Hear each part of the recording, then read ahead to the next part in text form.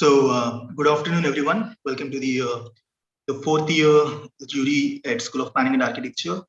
So we are looking at today Expo design, for which the site is based in New Delhi. So we have with us Mariana from Hadid Architects and Edgar Sanchez from Mad Architects here with us for the jury. And hey guys, so the students, can you So we have with us 23 students who will be who are formed into 27 groups ready to present their works. So before we start, before we discuss about the design in detail, students will be presenting the site and how they went about understanding the site for the first 15-20 minutes, and then we'll get into the detail of the designs.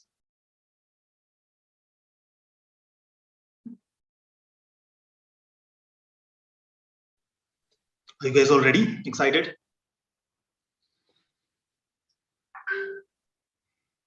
Yes, sir. All right. Sure.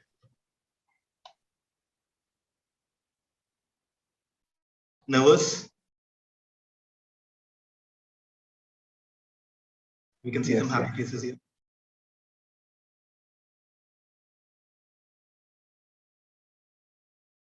Why don't you guys briefly introduce yourself before we start with the site? Diljotpal, why don't you start? Greetings everyone, myself Diljotpal Singh and I am from Amritsar, Punjab. Hello everyone, I am Uday Pratap and I am from Ludhiana, Punjab. Hi everyone, good afternoon. I'm Khushi Sarkar and I'm from New Delhi. Hello everyone, I'm Shaswhat and I'm from Lucknow.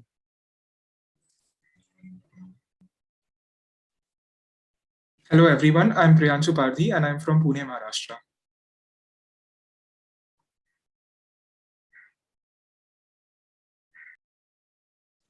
Hello everyone, I am Nishant Kumar from New Delhi. Hello everyone, I'm Kamal Kaushal from Visakhapatnam, Andhra Pradesh. Hello, I'm Danish Akram from Muscat, Oman. Hello everyone, I'm Arjun from Noida, Delhi NCR. Hello everyone, I'm Akash from New Delhi. Hello, I'm Muskan and I'm from Gurgaon. Hi, my name is Ariman and I'm from Delhi. Hello, my name is Yash Jain. I'm from Delhi, India. Hi everyone, my name is Jayant and I'm from Uttarakhand.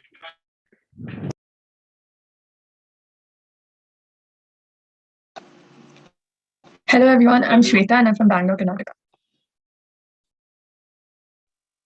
Hello everyone, I'm Mukhil from Bangalore, Karnataka.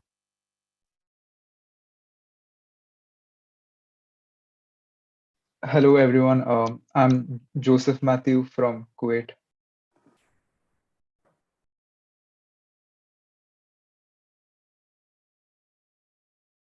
Hello everyone. Hi, I'm Shubhadeep Sarkar and I'm from Dubai. Hello everyone, I'm Pranthar from Camp. Hello everyone, I'm Mohit Hassan from New Delhi, India.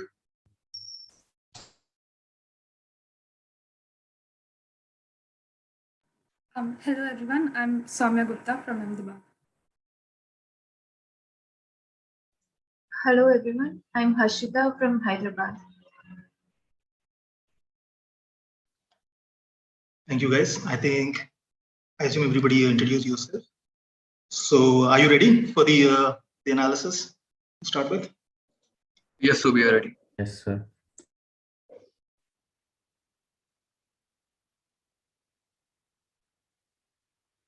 Now I'll present my screen.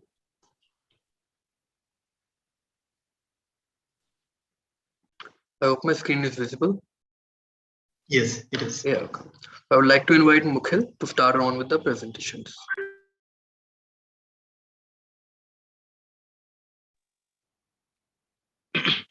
Yeah. To understand the city of Delhi, let's first have a look at the iconic symbols that have played a major role in the development of the city. The first one, Qutb Minar, is one of the highest minarets in India with a height of 73 meters. It is UNESCO World Heritage Site and the tallest brick minaret in the world. The 12th century minaret is considered the earliest Islamic structure in India, with both Arabic and Brahmi inscriptions. It was constructed as a grand monument to celebrate the defeat of the last Hindu ruler of Delhi and the establishment of Muslim dominance. The second one, the India Gate, is a war memorial located astride the Rajpath. It stands as a memorial to the soldiers of the British Indian Army who died in the First World War. Following the Bangladesh Liberation War in 1972, a structure consisting of a black marble plinth with a reversed rifle, capped by a war helmet and bounded by 4 eternal flames, was built beneath the archway. This structure, called Amar Jawan Jyoti, which means the flame of the immortal soldier, has since served as India's tomb of the unknown soldier. Every Republic Day, the Prime Minister visits this gate to pay their tributes to the Amar Jawan Jyoti, following which the Republic Parade starts. Humayun's tomb. It was built in 1570. It is of particular cultural significance as it was the first garden tomb of the Indian subcontinent. It inspired several major architectural innovations, culminating in the construction of the Taj Mahal. It was made a World Heritage Site by UNESCO in 1993.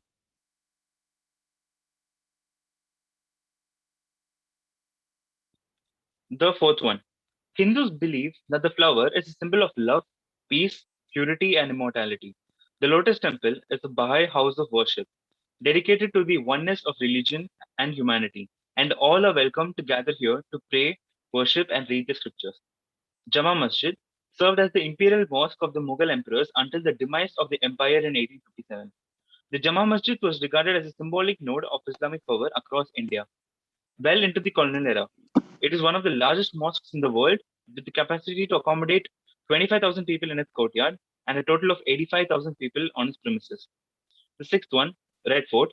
The complex represents the qualities of Mughal architecture with a remarkable example of the fusion of Islamic, Persian, Timurid, and Indian artistic traditions.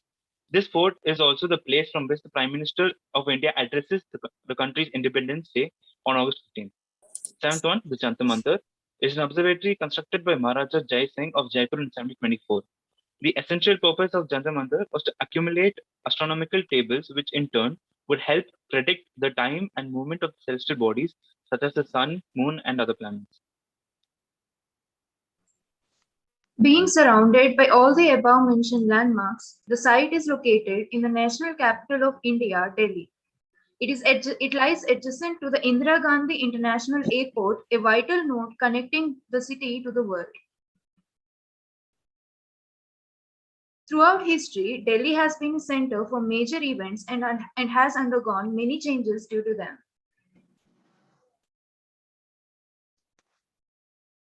Next. One such influencing factor in the immediate context is the construction of the IGI airport, which instigated significant development in the region. The design intervention thus has an opportunity to further influence the surroundings.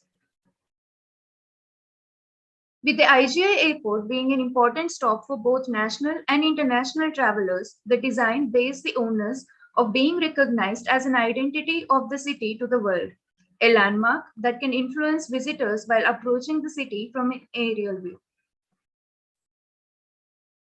On the ground, the site becomes a symbolic point for the city as it is well connected with the entire road network through the national highways and various modes of public transport, including the metro and buses.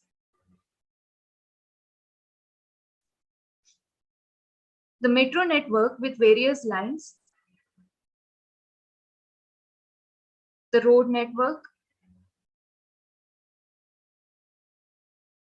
and the movement pattern of the roads and the vehicular movement adjacent to the site. As seen here, the site is abutted by two major primary roads on two sides, with the National Highway 48 on the longer side that connects Delhi to Jaipur. Hence, the design intervention will be an important landmark for even the daily commuters on the roads, changing their perception when coming in and moving out of the city. Now, within the immediate context, there's a proposed road cutting across through the site, connecting the national highway to the urban extension road at the top. This has been retained and considered an important part of our design interventions.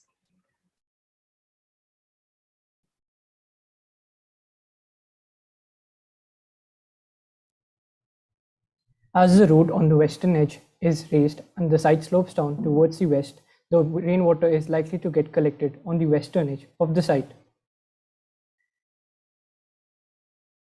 Contour elevation at the project site ranges between 233 meters to 239 meters above the mean sea level. This is the perspective view of the site contours. The difference between the highest and the lowest level of the site is 6 meters, and the site slopes towards the west as mentioned before. The site is surrounded by highways at the southeast and north sides, which when combined with the takeoff and landing noises of the airplanes make the site a high noise area. The temperature in Delhi on an average ranges from 40 degrees Celsius in summers to 10 degrees Celsius in winters. Considering the airspeed to be 1 meter per second, metabolic rate of 1.7 and a flow value of 1 and 0.5, the comfort hours annually amount to be 38.56%.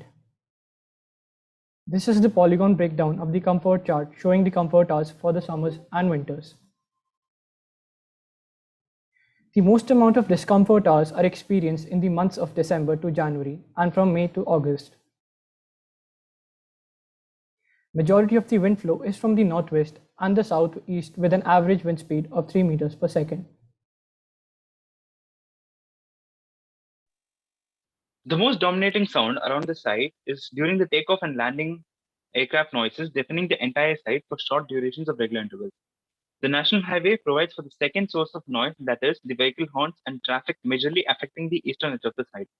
The rest of the plot remains mostly noise-free with an abundance of bird sounds because of the prevailing trees with rarely occurring two-wheeler noises.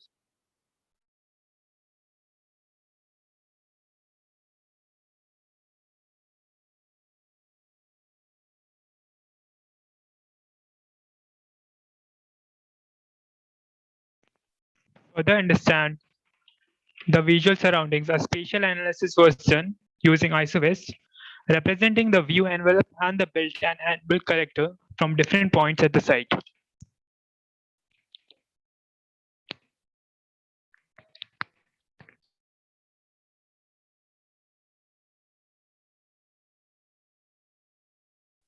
The main access around the site is the NH48 highway. There's a lot of noise on the eastern edge due to traffic and public spaces. The greens around the site were mostly private farmhouses on the west. The main internal access on the site is the 25-meter unpaved road that passes through.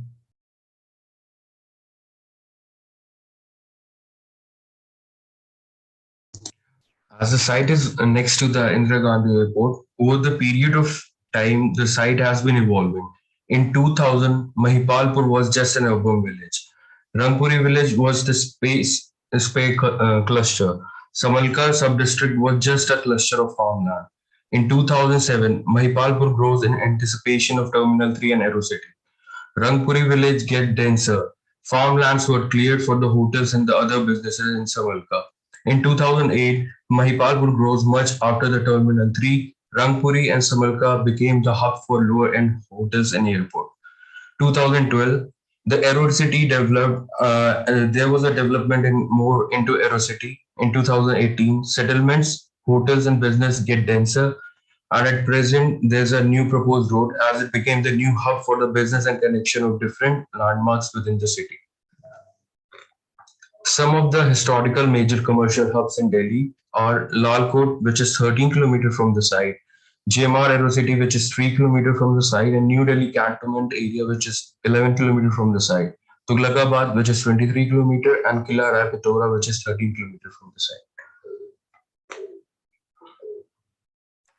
For studying the building norms of a typology, we looked into the National Building Code of India and the Master Plan of Delhi. We could categorize a building into two categories, the International Convention Center and Socio-Cultural Center. The International Convention Centers allows us to categorize our functions into office spaces, commercial spaces, retails, trade hotels, and etc. Where the Social Cultural Center has a wide variety of functions, including library, movie halls, guest rooms, and accommodation. So the ground coverage and FAR provided for these typologies varies from 20% to 40%, whereas the FAR for all the typologies are 1.2. Since our site is close to an airport, we had to look for the Airport Authority of India regulations.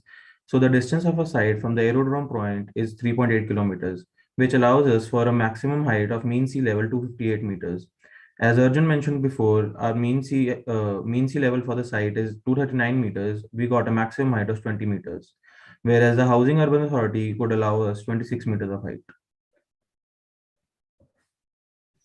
Looking at the other further bylaws for parking, we understand that there are one ECS, two ECS, and three ECS, all of them 400 square meter built area for multi-purpose community hall and exhibitions, which have been used for the site. And this is the basic breakdown of the parking for the surface parking, which we have proposed throughout our designs. Concluding with the site inferences, the total site area comes out to be almost 1 lakh square meter. And then implementing the ground coverage of 40%, we have a ground coverage area of 42,000 square meter. And implementing the FAR of 1.2, we have a built up area of 1,27,000 square meters.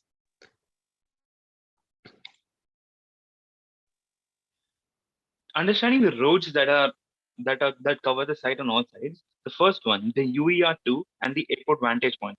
When traveling through the urban extension road, the people have the sight of the runways and the international terminal of the airport. This road also sees constant travelers all around the day, and very often, few stop their cars to catch a glimpse of the airplanes taking off or landing at the Ajay airport. The NH48, the highest traffic roadway and the main access to the site. It stretches along the eastern edge of the site and assumes a higher level than most of the site, providing a great vantage point into the site.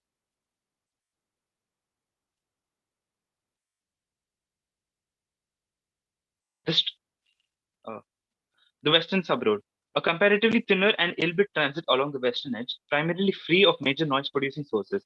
It remains level with the site at the upper half, while site level drops as we process southward from the NH48.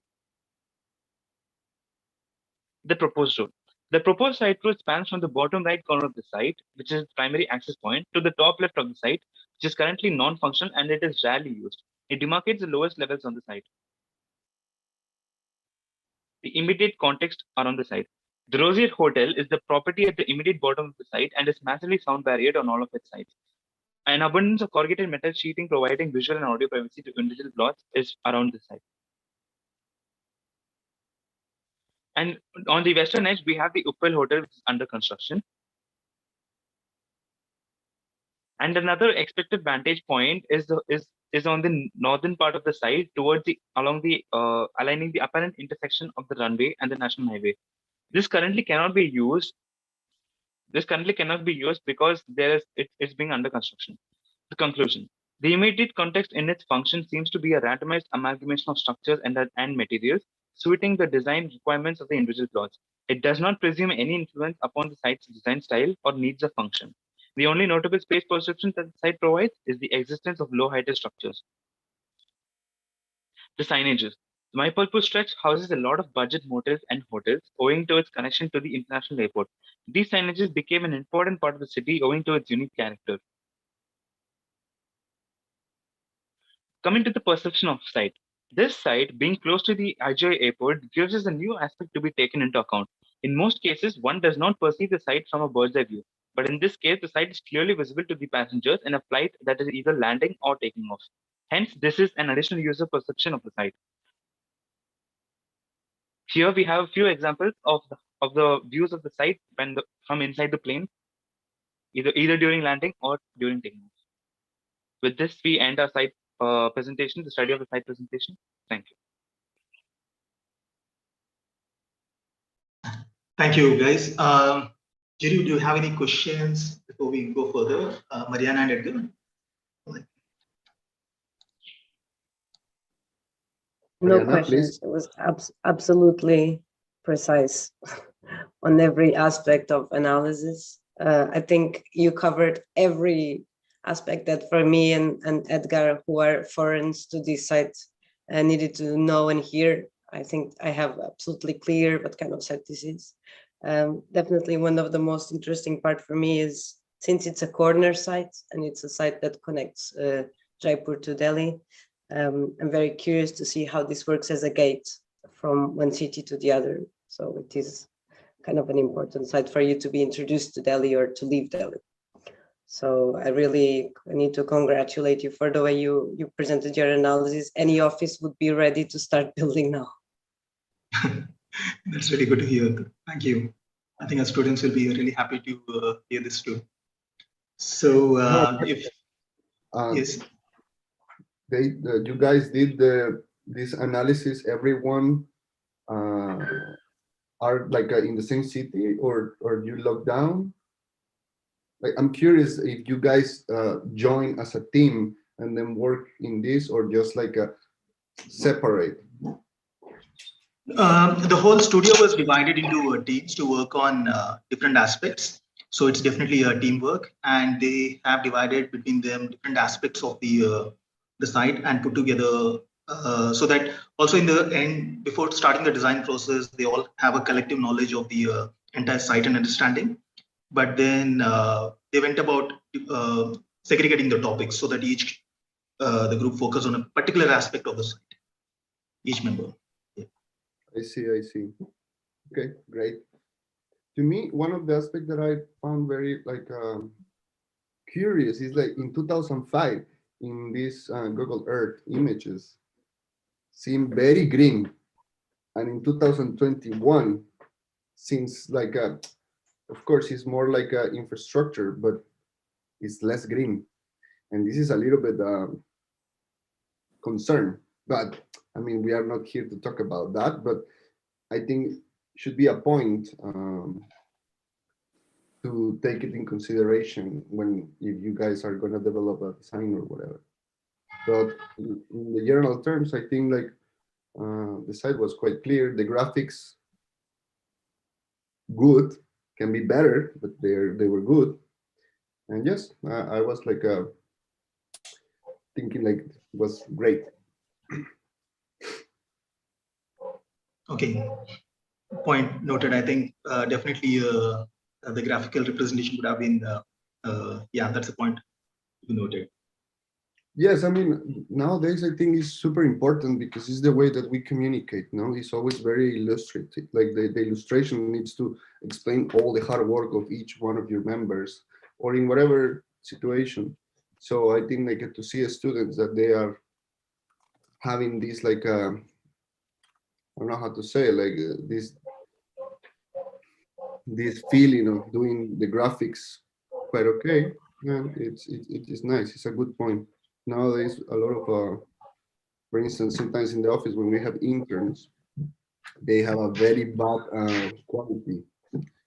But it's good that the students are developing this skill. I think you'll see the progression of those graphics and communication that was done at the beginning of the semester. And now the work they're going to present is their progression in the next 16 weeks. So probably you'll see a slight change. Let's hope that that particular bit, because yeah, definitely we hope to show you the transformation between the beginning and the end of the semester. So, thank you. All right, group one. So the floor is yours. Yeah. You guys ready? Yes, sir. Yes. Yeah. Good afternoon, everyone. I, Khushi, along with my group mates, Diljot, Uday, and Shaswhat from Group 1 will be presenting our exposition center, Morphix, based in the city of Delhi. The COVID-19 pandemic has impacted human health worldwide. In these unprecedented times, the benefits of urban parks for residents have gained attention. Urban parks have always been an important setting for arts and cultural programs. They provide a sense of public pride and cohesion to every community. This public interface provides a buffer to the busy context and a place for people to connect with nature and recreate outdoors together. These are a tangible reflection of the quality of life in a community and its common space for social groups, as well as for individuals of all ages and economic statuses, regardless of their ability to pay for access. Just as growing communities need to upgrade and expand their built infrastructure of roads and utilities, they also need to upgrade and expand their greens. The design aims at the continuous interlace of architecture and landscape that blurs the boundary between architecture, public space, and urban landscape. Our site is enveloped by rigid rectangular buildings enclosed in high boundary walls. In order to make an aesthetically appealing and memorable experience, we are proposing a form that emerges out of the ground and follows smooth transitions throughout the spaces to eventually blend with the landscape and have a minimum visual impact on the skyline. This creates a public interface that is welcoming in nature and accessible to all. When creating a cultural landmark on a site situated between the chaotic metropolis and the tranquility of nature, it should be conceived as a free public place. Firstly, a land art park with its functions complementing its aesthetics. We started with the site access points which meet at the center. This focal point was made to emerge out of the landscape to achieve minimum visual rigidity. This focus gave birth to two concurrent circles, out of which the center of the inner one was shifted. The movement resulted in a hybrid of large and small span spaces on either side of the ring to serve different purposes. In order to initiate a smooth transition between the built and the unbuilt spaces, earth berming was created along the periphery of the center. This also helps in acting as an acoustic buffer to filter out the loud noise of taking off airplanes. The build was then divided into diverse zones depending upon the functionality and aesthetics. The functions were then draped with an elegant undulating roof form that merges with the site and initiates a strong circular rhythm. The exposition aims to serve locals as well as visitors from all over the globe. The program will cater to various user needs ranging from hosting huge corporate events to small conferences, and from massive exhibitions to flea markets. It is crucial that all these exist and function parallel in harmony. This allows the locals and visitors to interact and share their cultures and ideologies. The center will take into account the functions of planning display, commercial marketing, art exhibition, cultural activities, etc., and inject new vitality into the urban area.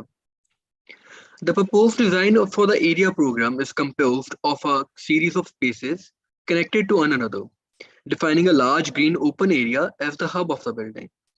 This interconnected plan allows all users to enjoy sightlines beyond the central exhibit space while maintaining a clear orientation to each location in the complex. The functions have been strategically placed to passively benefit and respond to the sun path. The auditorium and the cores have been placed towards the west to block the harsh sunlight since they do not require fenestrations, whereas the exhibition block has been placed opening towards the central area in the north to keep it daylit. The 60,000 square meter exhibition gallery in the south, spreading across 3 levels, will host rotating exhibits of local and international art. While the 1,800 seating capacity auditorium will be used for lectures and symposiums, with the provision of ample backstage and rehearsal area. It can also be used for a wide range of complex performances. The reception desk and the administration offices for the exposition center are located in close proximity to the entrance for ease of approach. Below are the conference halls that will provide a space for educational workshops, corporate events, and discussions. In addition, the visitors of international fairs and trade shows will be catered to by a food court with a wide variety of vendors and seating areas along with the retail area. The site can be accessed from the north via the urban extension route and via the NH48 highway from the south. It can also be accessed by pedestrians from the bus stop in the east. Vehicular circulation has been kept as minimal as possible to promote the pedestrian experience of the urban landscape. Therefore, only 2 vehicular access points have been given. The first one in the east is used as the main public drop-off, whereas the one in the south is the loading dock for the exposition center. The scale and boldness of the building are very prominent to the eyes of a person approaching the entrance from the pedestrian trail connecting the site and bus stop along with the parking. The design has taken form by conveying the center as a pedestrian and public space rather than an isolated commercial building that is close to the public realm.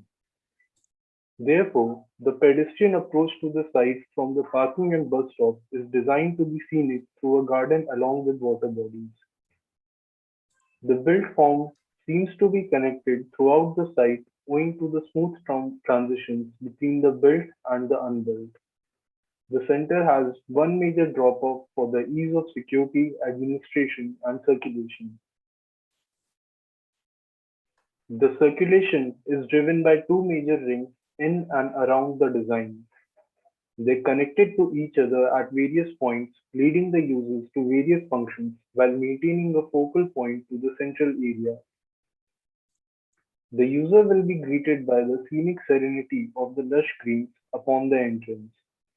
The central arena will be filled with gardens for breaking the monotony of the context. As the people travel through the trails, they are surprised by small pockets of exhibition spots wrapped by seating spaces and pools of water. This sculpture park will be embedded into the central area and will strengthen the overall exhibition experience. The garden opens into an amphitheater, perfect for taking a break and enjoying the rich performing arts of the world. The central arena will act as a rejuvenating spill-out zone for the entire exposition center and will be the perfect social space for visitors and staff to meet, unwind, share experiences, commemorate the event, and exchange contacts. The exhibition space is daylit by a long strip of skylight running throughout the roof over the central atrium. The atrium is surrounded by a trail of exhibition stalls and provides an open breathing spot for the user to observe any suspended exhibits. The exhibition gallery is an amalgamation of flexible as well as permanent spaces which can serve different purposes on different levels. Its multi-layered nature allows sequential programming of exhibitions including solo, group, and survey shows. The digital gallery, whose exhibits cater to the technological advances in the world, is also catered to in the exhibition space. As visitors move from gallery to gallery within the building, the large expanses of glass provide picturesque views of the garden, integrating the landscape into the experience of the museum. As Kenneth Frampton highlights, a building's character should be developed and manifested by its structural members inside and out. Therefore, the facades have been cladded with glass. A clear glass facade provides a great fusion of the exoskeleton and the movement inside the building. The building showcases a structural symbiosis between engineering and architecture. It is symmetrical in one part, but asymmetrical in another. Since the design revolves around a very strong circular form, the structure is evolved from a radial grid. The points obtained from the radial grid and the rings are obtained to obtain arc-shaped tubes. The inner rings is then twisted about the center, both clockwise and anti-clockwise, so that the tubes can form an interlocked brace structure, which is then adjusted according to the roof form. The obtained exoskeleton is then triangulated with the help of tie beams for ease of construction. For the final development, the skeleton is subjected to topology optimization to understand and cater to loads and stresses properly. Analysis with the help of topos led the structure for optimization. The resulting optimized structure was then considered as a guide for the final solution. On comparing the results, it was understood that certain members can be decreased in size while the nodes need to be properly defined. All this was done while maintaining the radial arrangement from where everything started. Moving on, the undulating roof rising from the street around the plaza rests on the trusses. The geometry of the roof boasts irregular running skylights to bisect the inclined planes, flooding the interiors with daylight. The concentrated form of the radial lines on the cladding is effective in accentuating the roof and creating a striker vertical emphasis. The resulting form undulates, folds, and shifts as it lifts from the street level, an inclined terrain to rise up an adjacent park. Proceeding inside, the same radial grid was employed to produce an array of columns supporting the slabs and the functions. All this along with the exoskeleton and the roof ties together the whole design into a harmonious circular rhythm. The spans covered by the roof vary in size. The exhibition and the auditorium fall under a span structure, while the administration, conference, food court, and retail under a short span. The 1800 capacity auditorium extending underground have been designed with minimal interior elements and soft material textures. It features complements the overall building language through its play of lights in the undulating curves. We would like to conclude our presentation with a short walkthrough.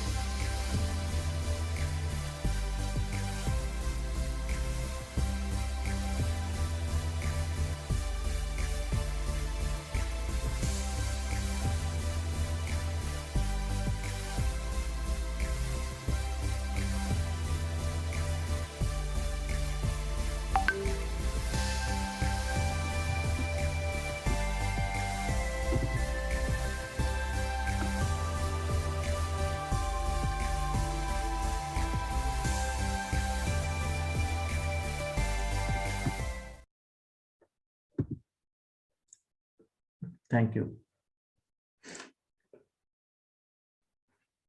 Thank you. Edgar, Mariana, do you have any comments for the students? Maybe I can start. So first of all, congratulations to the whole team for your project, even for the way you were pretty detailed on your design, which was very satisfying to see. And I'm going to talk about very specific topics. I'm going to start with the morphology.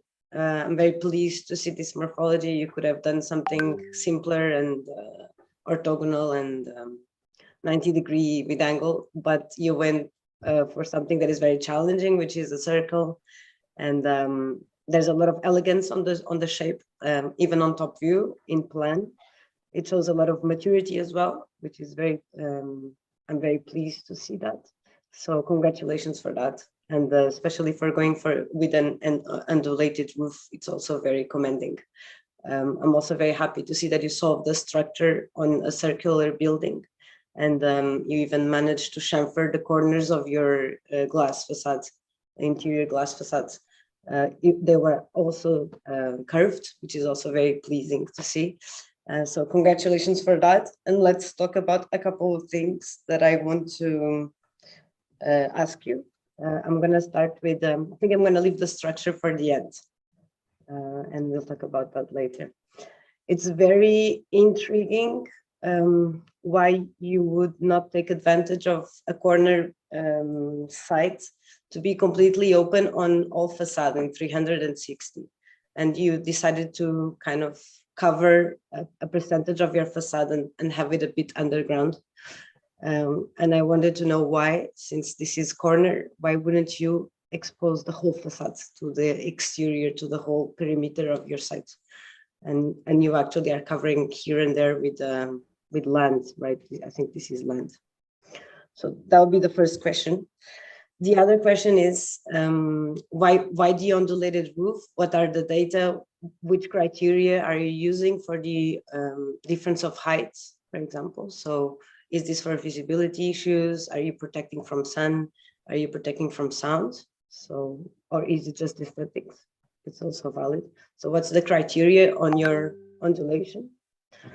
And then I think maybe you can start with that, and then I'll talk about the structure. So answering the first question, we covered the whole facade. The main aim was not covering the facade, but to create a smooth transition, visual transition, like anyone roaming around the site should see a smooth urban park. Like we wanted them to perceive this as an open park for everyone, and so that is accessible to everyone. Like a building can be overwhelming to some people and might not be inviting to some people, and people might not feel welcoming or able to access the site. So we wanted to give a open urban park feel. And moving on to the heights and the roof. So the criteria we followed for the undulation was depending on the spans there were and the functions they require. Like the exhibition block was a large span area and needed more clear heights. So like 3 floors with a 6-7 meter clear heights needed more height, and the admin area and the conference hall might also work with a lesser height and worked in the short spans. So that's what guided the undulations. So function was guiding it. Okay. Yeah. Interesting. Okay. I think, for example, for height, you would probably use a little bit, I don't know what's your height regulations here, since you are next to an airport. I'm pretty sure that you cannot go very high. Yeah. I've done a lot of buildings next to airports, and I know that the height restrictions are a lot bigger than on the other sides of urban sites. But maybe there's like an element of verticality that you would be missing here, since it's so horizontal, and you have this, and then you have this. Maybe that would be something that will rise up. Since this is kind of a gate site, it would be very interesting to have a bigger impact on something more symbolic. That would make a contrast with the morphology of your kind of stadium shape. But still, I'm very pleased with the design, and I think it shows a lot of maturity and elegance. Okay, now next, let's move to the structure. It's very interesting that you use topology optimization. I think it would be absolutely okay for you to show us a bit of the process on that, even for us to learn what were the criteria, how did you run the software, what kind of loads are you putting in. So it would be very interesting to see a little bit of this backstage of the topology optimization. I'm very used to see it, and I wanted to see a little bit to pick your brain on it and to understand what are you using for this topology optimization. Obviously, there are a couple of mistakes that these softwares do, and we also need to kind of learn and to teach the software and to filter what the software is giving us. And there are some common sense of structure that the software did not understand, but we know as humans and as with our practice. So I'm going to start with this facade. The structure on the facade is actually, I would say, upside down. These little elements that you have here, they are thinner on this part and they are thicker on this part, which means that this node is giving you a lot of load, right? So you're not just taking the load of your arch, you're also taking the load of your node. And that means that you have to No. flip it. No, And actually, the actual all the nodes are supposed to be thick, so the exoskeleton on the roof is submerged underground, so that there's access on the ground. So the node is actually below the ground there.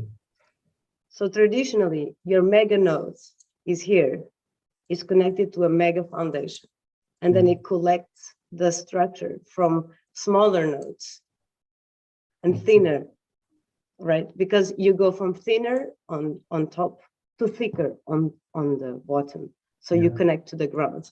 So in that case, it kind of bothered me a little bit, the thickness of your node being flipped when the thicker part should be connected to your earth, right? So, but that I know that's something that the software does, but our common sense knows, no, it's impossible to have the mega node raised up our heads when it should be the mega node should be connected to your earth.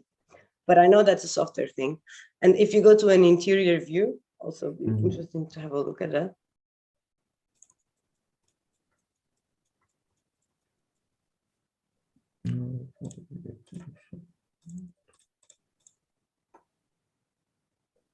This one? Okay. Give me another one. This one's not that obvious on me.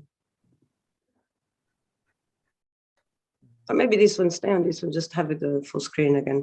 I can see this one. For example, I know that you didn't go this far on the detail, but maybe for your future, so you can understand more or less what's happening in with this structure. It is very interesting, and it looks like almost like a tree structure.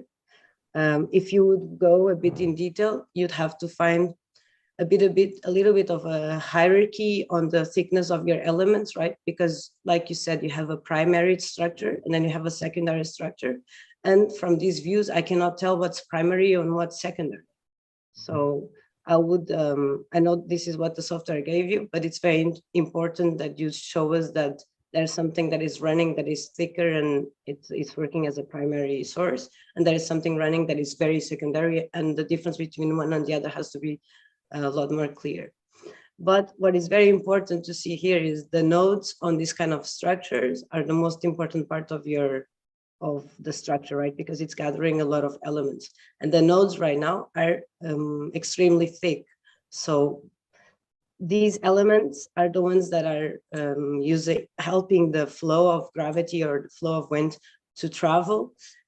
And they should be the thicker elements. And in reality, in this detail, is a little sphered element that is connecting, is like a bolt that is connecting with the minimal dimension possible. It's connecting to these beams. So someone from practice who knows that this is happening and sees that your nodes are actually your thicker elements, it shows a little bit of lack of common sense for structure. You know what I mean? Because you're putting most of the load on your nodes, and it should be the opposite. Your elements are the thicker part, your nodes are the simple, lightweight part, okay? So that would be something that, for example, if you want to take this to an office or a studio, this detail that I'm doing is everywhere on the internet. Just gather and put it there. Like this node is actually working like this, like super simple. You don't even have to draw it. You'll find it anywhere. Okay, but apart from that, I think it's important to filter the softwares for your structure, common sense. But especially on top view, your project is extremely elegant, extremely mature, and very well controlled as well. So congratulations on that. Thank you, ma'am.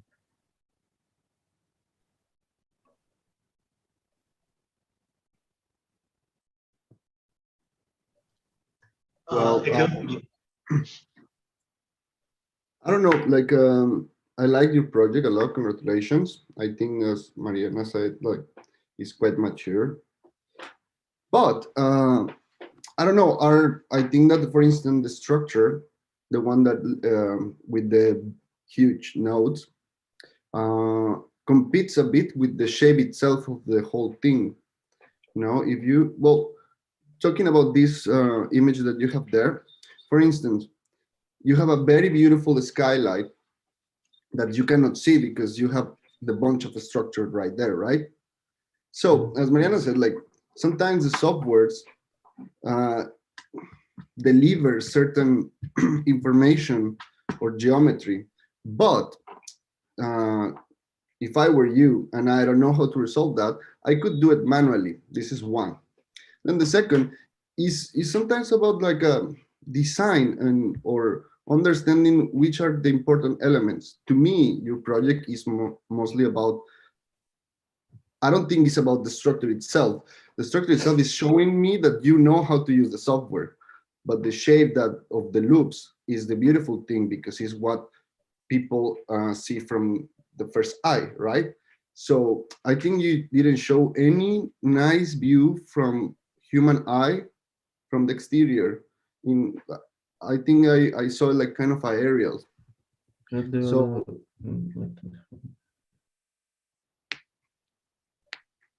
for instance, this is very personal, but I'm gonna tell you guys, like sometimes when I jump to projects, I usually pick the viewports or the viewpoints that are the most important. And I work hard on that. Let's say like for you, this entrance that is the drop off is supposed to be very nice, but I cannot see the shape of the roof. Then plus you have the big structure, then you have the substructure that is, I think, should carry the ceiling and you should cover all of it. So you can see the nice gesture of your roof or ceiling moving through inside and outside, going down and up. So then I could see more how the gesture that is outside is inside, and show very carefully like the whole skylight. You cannot see the skylight at all. This is one thing. What Mariana said about the structure, yes, like it's in the wrong way.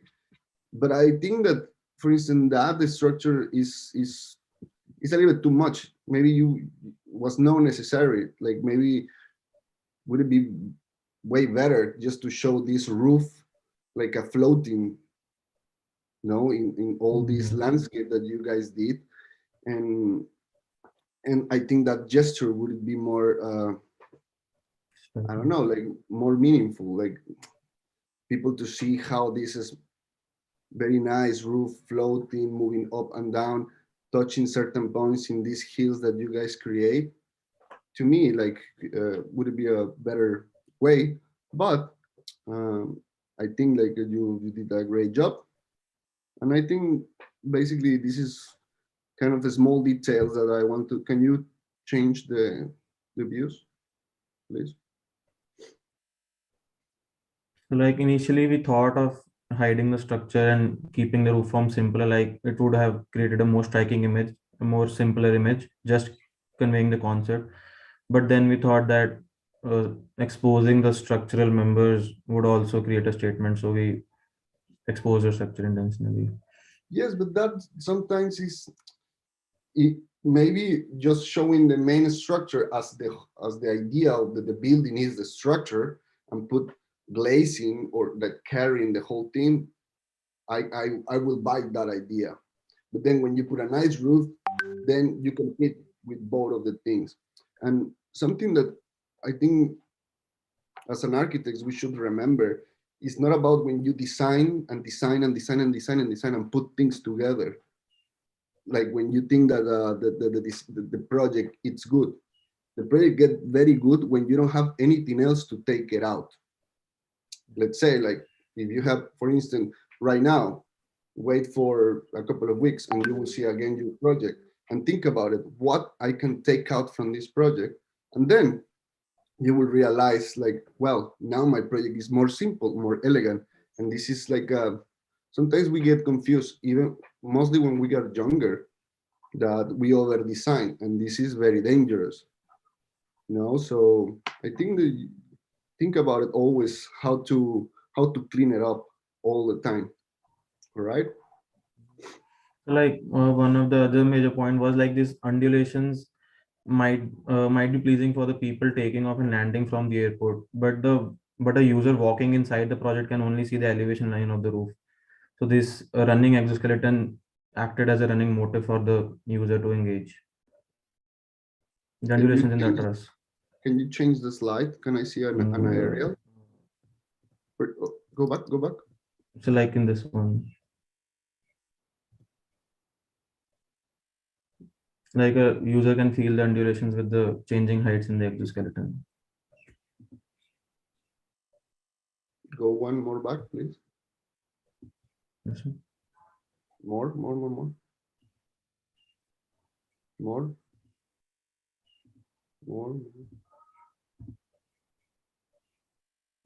more. There. For instance, I don't know. I think,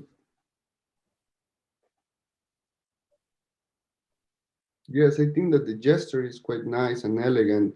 So maybe as well, like how to integrate more the landscape and not looking like it's just the hill carrying the roof. But as I told you, seems to me that the structure is competing against the roof when I don't know, people in the airplane, the first thing that they will notice is the roof, right? Yeah. So yes, but in any circumstance, it's a very nice project and well done, guys. Thank you, sir. Thank you, sir. Thank you, ma'am. Thank you, Group 1. Group 2, are you ready? Yes, sir. Yes, sir.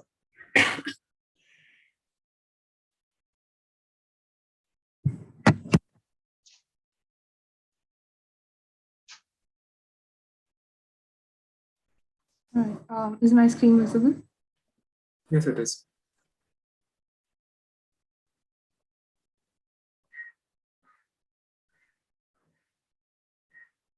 Hello, everyone. I, Preyanshu, along with my teammates Harshita and Soumia, would now present to you our design proposal, The Interweave. In the recent years, culture has taken on a more instrumental meaning in cities. It now represents the ideas and practices through which wealth is created from cultural activities, including art, music, dance, craft, museums, exhibitions, sports, and creative design in various fields. The recent years have seen a visible increase in the awareness of culture's role in local, urban, and economic development. Cities have responded to it with various kinds of celebrations and social gatherings like biennales, parades, and fairs. Urban festivals are a good way of creating a city's unique identity and experiencing its atmosphere. Those located in well-known public spaces encourage local communities to connect, interact, and discuss the city. They shape the cultural heritage of a particular place.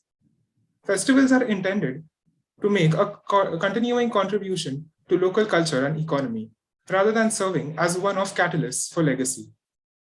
Cities across the world are using festivals and events to achieve economic and urban development objectives. A public space is so much more than the space between the buildings. It is a place where people come to relax, to connect, to forge relationships, and to be a part of a larger community. In India, festivals are a big part of the community's values and traditions. They are celebrated loudly and colorfully and are often accompanied with dance and art. As a huge show of community bonding, they spill onto the streets, thus accidentally transforming them into spaces of celebration. As the evening approaches, streets turn into shopping arcades. With changing seasons, different communities extend their claims on the street by celebrating their culture and festivals. Therefore, our proposal is an endeavor to foster dialogue and conversation in the community on art, culture, and craft. The design would also try to enforce the idea of streets being a window to the art and culture of India. The city of Delhi, the national capital, has seen influences of a diverse range of art and culture through several centuries from different places. It boasts a vibrant art and heritage. However, the city mostly relies on heritage buildings to celebrate a myriad culture. Celebrations often occur near or in front of heritage buildings as they serve as a few platforms to showcase art and culture. This makes it imperative to activate other public domains across the city. The street patterns and the more popular gardens of the city have provided various spaces to be used as points of social congregation and interaction. As can be studied from various gardens and public squares in Delhi, people tend to congregate around such social spots and individually interact with them in a different way. Thus, we studied and listed out a few experiential aspects of these spaces, such as open seating, plazas, chalks, etc. Programmatically, we define spaces within the building complex to spatially translate the derivations from the initial ideas so as to develop a brief that could reciprocate to the grand intent of creating spaces for social gatherings. We began by conducting an in-depth site analysis, which then informed our design decisions regarding circulation. The city traffic cutting through the city, cutting through the site, along the informal road that connects the National Highway 48 and Urban Extension Road posed a major concern to the site circulation. Hence, the informal road was sunken below the ground as an underpass, such that the site-related activities could proceed on ground over the underpass. People visiting the site by hired vehicles shall alight by the drop-off provided along the service road of the National Highway 48, whereas those commuting via private vehicles shall lead themselves to the on-ground parking towards the right of the site. Visitors may then choose to avail the shuttle service or proceed by foot to reach the building entry. Thus, after zoning our circulation, we derived the available area for building. The solid extrusions of buildable area was further broken down by a network of pathways which move you towards the center of the form. To capitalize on the idea of chalks and plazas, the design subtracts a staggered volume to create points of social interaction. The plinth gets raised by ramps from various points of entry and exit. A central plaza was identified between the masses and further sunken to create a more enclosed space, framed by the built forms. Landscape greens with winding paths were then added to the frame for all the building components. The edges of the building form were softened to create more inviting nooks. In order to understand the further form, breakdown of the built mass, we zoom in to one of the blocks.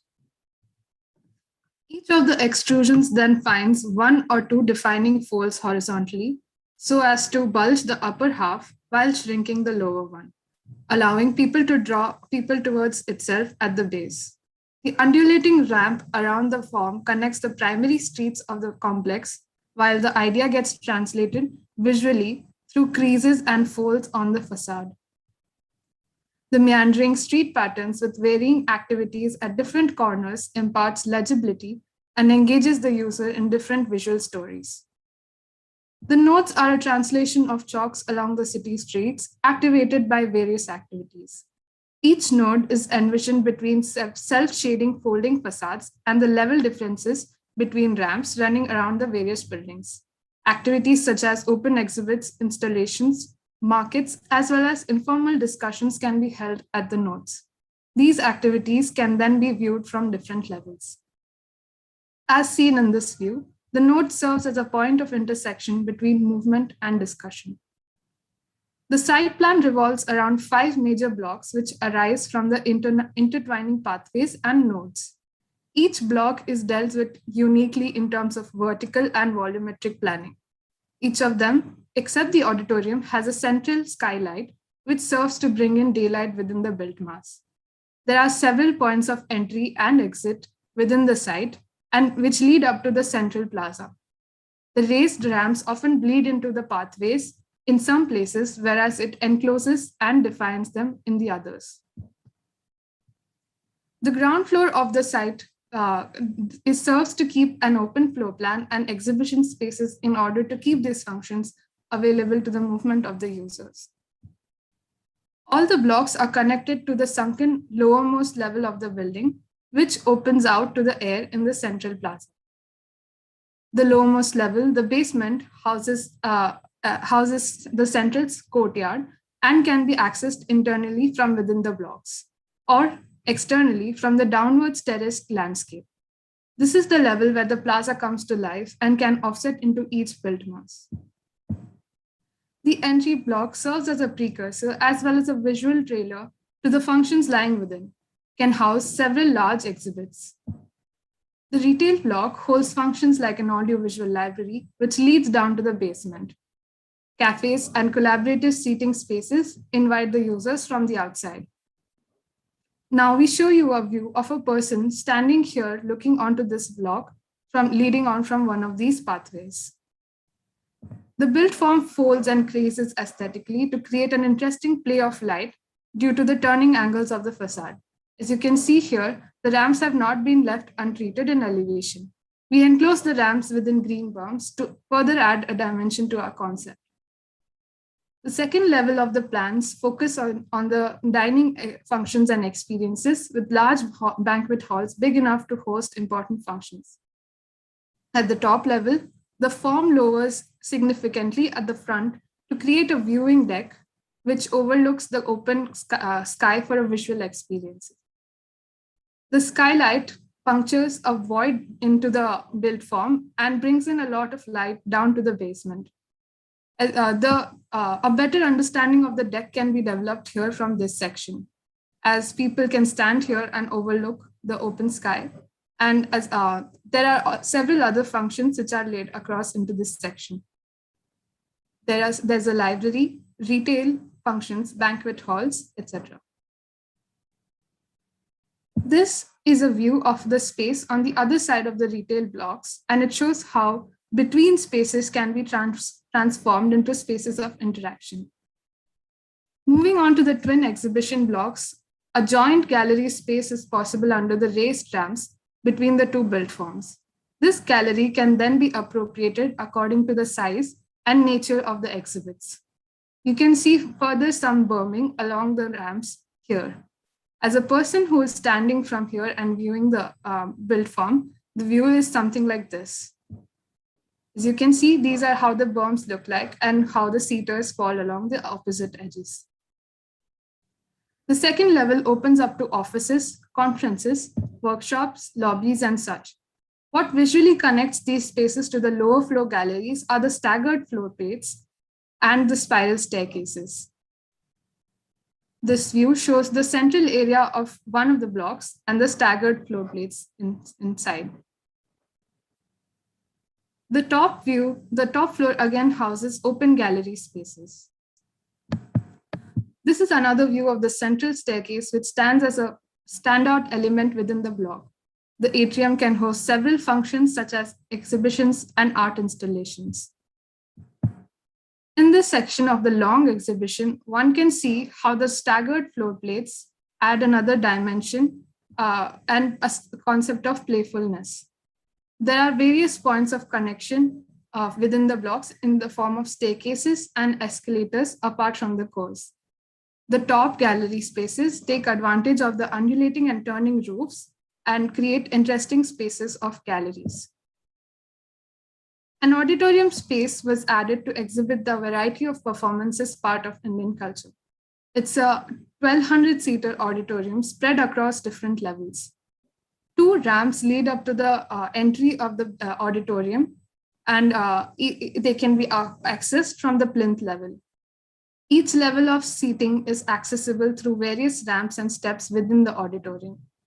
For events with larger audience, a sloped entry is created towards the basement entry of the auditorium, such that during mass exit entries, it can accommodate the exit of a lot of people at the same time. This is a view of the auditorium when accessed from one of the ramps. The curves of the form are accentuated by the lighting system designed within the facade. The section of the auditorium has been designed after studying various standards, include clear sightlines and functional rooms. This is one of the raised entry levels of the auditorium, which can be accessed by the ramps, whereas this is the plinth level entries of the auditorium. This is a view of the raised auditorium entry. At the heart of the project lies the central courtyard, which is enclosed by the folded and creased built forms. There are 3 types of levels at play here, which each of which is populated by its own activities. The urban plaza can transform according to different needs, be it festivals or celebrations, open-air exhibitions or fairs, and even live concerts. This is a view of the grand staircase leading down to the plaza from the plinth level. The view is framed by the backdrop of built forms turning at different angles. To further detail out these, the form and the ramp, we divided the massing in different aspects that we needed to resolve. The roof and its supporting members, the facade and its joinery, the enclosing ramp structure around the build forms are what we detail out in the following slides. The facade system used was a tile ceramic facade. The facade further alternates between bands of fixed and inclined tiles. This was done to enhance the play of light falling on the tilting surfaces. As the sun moves, a beautiful jeweled effect is created by the tile reflections and discolorations. Between each crease, a provision is made for having a lighting system contained within a C channel. These streaks of light accentuate the form at night. The structural formwork consists of primary and secondary steel members that hold the support panels fixed to the tiles for inclination. Structurally, the building comes together as a steel structure with castellated beams primarily supporting the large floor plans and trusses spanning over the roof. We integrate a detailed facade system with the floors being encased with glazing covered over by a metal cage so as to hold the folding facade surface. The ramps and pathways running along the building periphery were identified as parts to optimize structurally. The ramps would be supported over a bracketed member arrayed radially along the surface. Therefore, we detail out these three important features of the building. The aim of the proposal was to foster dialogue and debate over art through design interventions. Thus, we began this by formulating our vision into an abstract of what a festival or celebration really means spatially in an Indian context. We derived these conclusions after studying our context through our own experiences as residents of Delhi for a short period of time before COVID. We envision a space which serves as a canvas for each user to paint with their own experiences and use it differently to suit their needs. A space which can become a part of their daily festivities. By achieving an abstract of ideas through various interventions, we arrive at an interweave of these ideas, which not only celebrates the culture of traditional India, but also provides a platform for its modern heritage. Thank you. We would now like to hear your questions and comments. Very beautiful. Very well done. Very detailed. Thank you. Mariana, you want me to start or do you want to start again? No, go ahead, go ahead. Well, you know, at the beginning, I didn't like much the master plan because I had the feeling that the ground floor was different kind of topology. But then when you start to show each building, I start to understand the whole project and how nice and well connected are each one of these elements, even though like on top view, like seems that are quite disconnect. But I think that you guys find a nice way to take advantage of the whole site with these ups and downs and these different levels and these different areas that the differentiation of the levels create. I think was very well done, and I like that you have a lot of details, you have a lot of drawings explaining, and it was very helpful for at least for me to understand the whole building. The materials, very nice. Maybe like I would like to see a little bit more how these green areas get inside or like merge together with the buildings, that would be very nice to see. But yes, I don't have much to say. Just to say that it's very nice, very detailed. I like that you understand like each elements or how certain parts of the building, like the facade, how it's built it up. You know, each one of the elements you understood quite okay. So yes, and the graphics are very nice as well. So I just need to congratulate you guys. Well done. Thank you. Thank you so much. Very interesting. What Edgar said was exactly how I went through your presentation. It's funny because I was also, because we just came from the other group and you did something very urban. So I was also kind of trying to understand myself, should it be a single object or should it be urban? And then I thought, but this is, like Edgar said, it's kind of a hostile site. So why would you make it urban and with separated buildings? And then you convinced us, and most likely this is the right typology to go through. It should be more urban than the solo objects, the mega objects. And especially you convinced us with the human eye, right? Your human eye was very strong. Yes, no, the curves were very nice, no? Like this, yeah. You have like a quite killer views when you can see the whole thing. It was very like interesting to me to exactly. See. You placed us there, and also because it's very urban, it's very human scale, so you placed us there like easier, especially the last one, I think. So I also want to congratulate you on that. I think this might be the right topology for the site, more urban than the single object. So congratulations on that. And now let's kind of address one elephant in the room. So go to your plans. And I think I'm going to address this because whatever plan after a single building plan. Especially coming from the other team, there was a knowledge on structure that is not here. And it's very obvious that is not here. Okay. When you have a structure, the first thing you need to present us is a grid. And I can definitely tell that you don't have a grid. And it seems like a plan populated with big circles. But you should tell us that we have a grid. It could be a common grid across your urban site, or it could be a single grid for each building. But there's no order on your structure. And there's also another thing that is very important. Your columns are definitely oversized. I think they seem to be like 3 meters or probably even more than that. And you could actually afford to have a tighter grid and way smaller columns, like in width. So that was the first thing that caught my eye on all buildings. Even if you go to the next plans, I don't see the grid. I don't see a logic on your columns. You don't have to have your columns following your courtyard, for example, and they are not evenly spaced. You don't need that. If you had a grid, you'd see that you would need smaller columns and probably in better locations.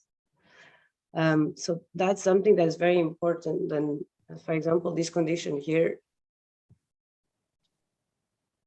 Oops, no, it's not this. This condition here is very unlikely because probably you have a grid that is running like this, right? So how would you have these columns going around your courtyard? Right. So we have yeah. Can I address the columns? Yes, definitely.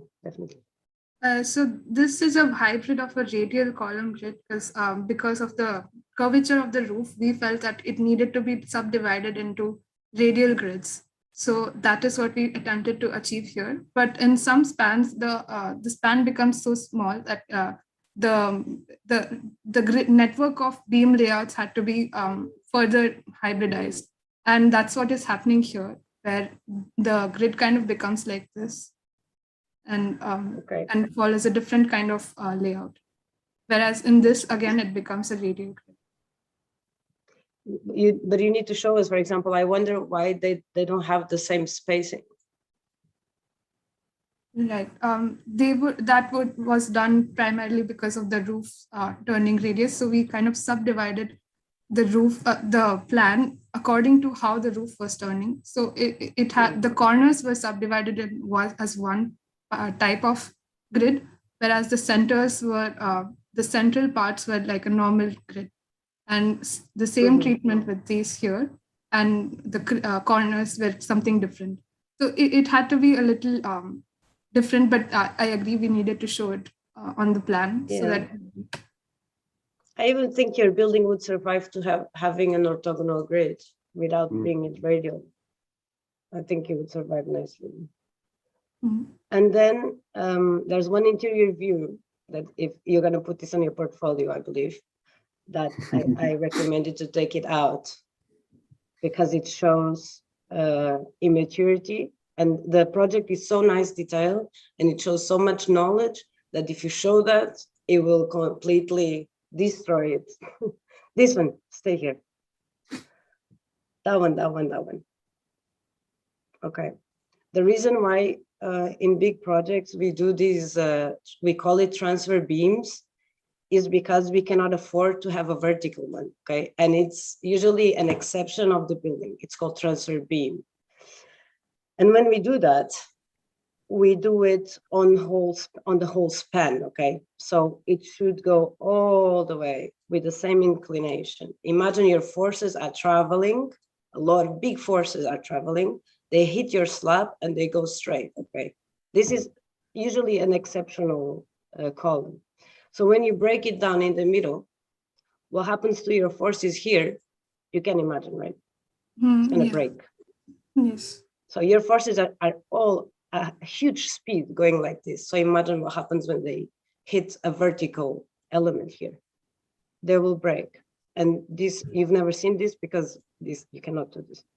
So I would definitely not keep this on your portfolio because everything is so well detailed and it shows so much knowledge that when you show this, it goes, obviously for me, it's like, whoa, no, you can't, don't do this ever. Okay, so I'll scrap this one out. But apart from that, well done. I think I agree with Edgar. This was very nice, especially to feel the experience, to experience the sites in the project. So congratulations. Do you know, Mariana, like when you said about like, because I put more attention into the sections, a little bit more. The sections are very good.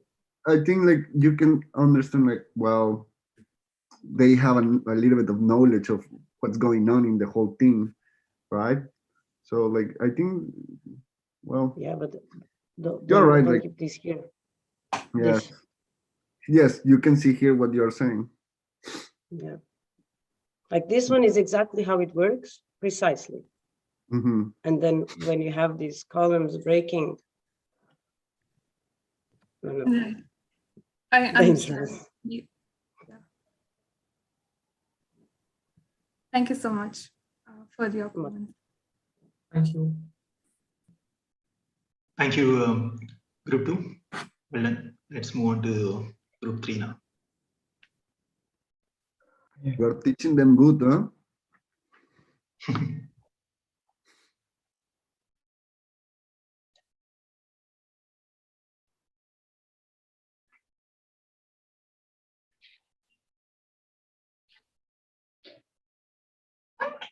Good afternoon, everyone. I am Akash Nogia, and along with my groupmates Jayant Negi and Danish Akram, we present to you the Expo 1. The site's strong proximity to the IGI airport makes it one of the major transit hubs for the National Capital Region. Almost 65 million people traveled through this airport in 2020 alone. Moreover, Gurgaon being a major financial and technological hub, the site becomes an ideal location for exhibition spaces and convention halls for hosting annual corporate meetings for these multinational companies. However, India, especially Delhi, due to its rich culture and heritage, becomes one of the centers of Delhi of art. Delhi, as you would agree after reading the history, does not have its own unique culture and identity. Art and culture scene are main influences from the diverse artists and craftsmen that are settled in the city. Since it is the capital of India, it hosts many art galleries, cultural programs, and events that mark the uniqueness of the city and enhances its attraction. However, with changing time, the art is also changing and becoming more interactive in nature. Artists in India are also developing skills towards producing these kinds of art. Therefore, our design aims to reinterpret the notion of an expo pavilion by not limiting it to a usual functions such as exhibition spaces, auditoriums, or fairgrounds, but by envisioning the new forms of interactive spaces between art and technology, fostering both physical and digital experiences. The Expo proposed has two major aspects as its core concepts. The concepts are circulation and public interaction. The concept revolves around creating a dialogue between user and the artist while combining physical and digital art through the expo, increasing both involvement and interaction between them. Due to the large footfall of national and international visitors on the site, using conventional methods of circulations and volumes would only lead to more chaos. Therefore, it is important to break down the rigidity and attain a continuous flow for a better circulation and interaction. The integration of flow. The idea is to create these public spaces and integrate them through flow and fluidity. This flow will be the factor that links all the spaces, making it a unique experience for the users. This can be precisely done by challenging the rigidity of the floor plates. Changing the conventional vertical zoning system to more interactive and fluidic system which allows seamless transition between spaces and functions for the users. Thus, we arrive at our major three intents for the Expo design. Maintaining continuity and flow through the space through spatial design, creating hierarchy of open and closed spaces to increase interaction, and developing an iconic intervention and an iconic intervention. To get the effect of flow, surfaces like minimal and rheotomic can be used. These surfaces allow the user to move across the space without any hindrance. However, these surfaces have certain limitations, as these generate some unusable area due to acute angles being formed in the surface. We can easily modulate the surface to achieve a continuous circulation pattern for the functions. The Expo design houses a diversity of functions related to both development and production of art, creating interest in both artists and the users of Delhi.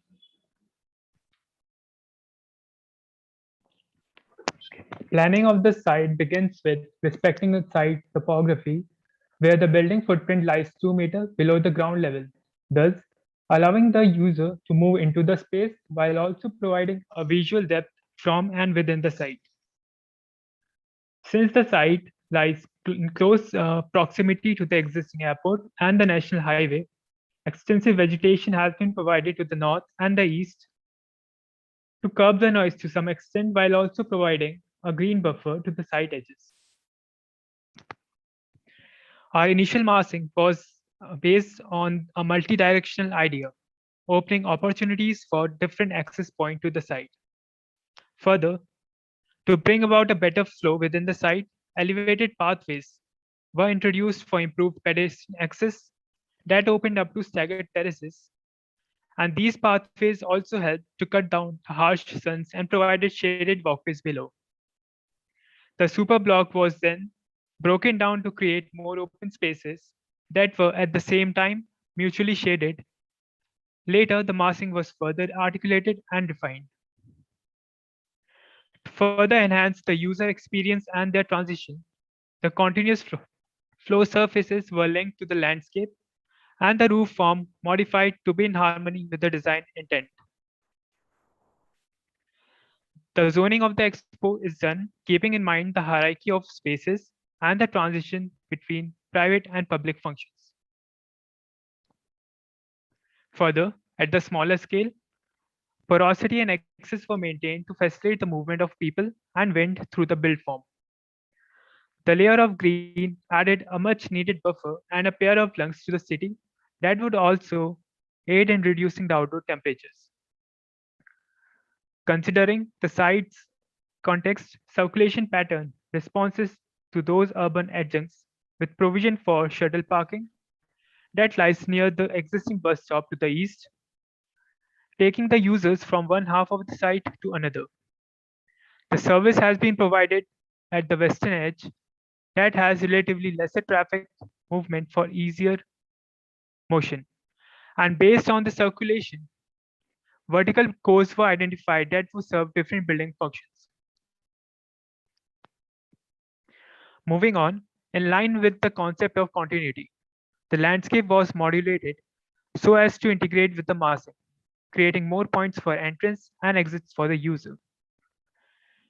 The surface generation was done by creating a single plan, which was further divided into two levels. These nodes being then used to create flow lines, which were further transformed into the continuous surfaces.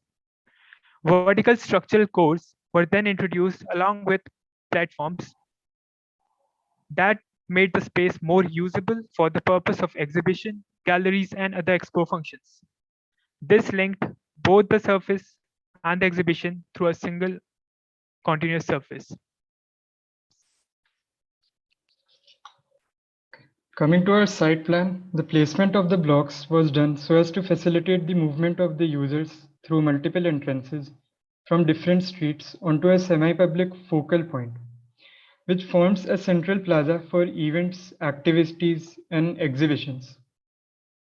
For the purpose of detailing, we chose an exhibition block for the exploration of structure and services. Here, the columns are organized in a radial and concentric grid along the flow lines around the core. In these isometric diagrams, it is evident how the spaces are interwoven for a seamless transition between different levels. Coming to the structure, the roof is supported by space trusses, which are anchored to an inner and outer ring beam. The inner ring beam is supported by an RCC structural core, while the outer one is supported by optimized columns. The facade structure consists of a brazed steel grid structure, which is also used to attach the GFRC cladding panels. The circular core is made up of RCC shear walls, which transfer the load from the space trusses downward. These shear walls also support a part of the rheotomic slab and help hold them in place. For the optimization of this structure, we looked at the structure for the elevated pathways in places where support was required. The structure element was taken as a domain with respective load and support points to get a truss-like shape, reducing the material usage. The pathways are a part of the experience of the expo, and their structure provides a unique character to the overall build form when entering the expo. To provide a structure to support the outer ring beams, we took two of the column bases as supports and the ring beam as the load element to get an optimized structure to hold the ring beams in place. The surfaces generated for the optimized columns can be used to display art and other kinds of projections also.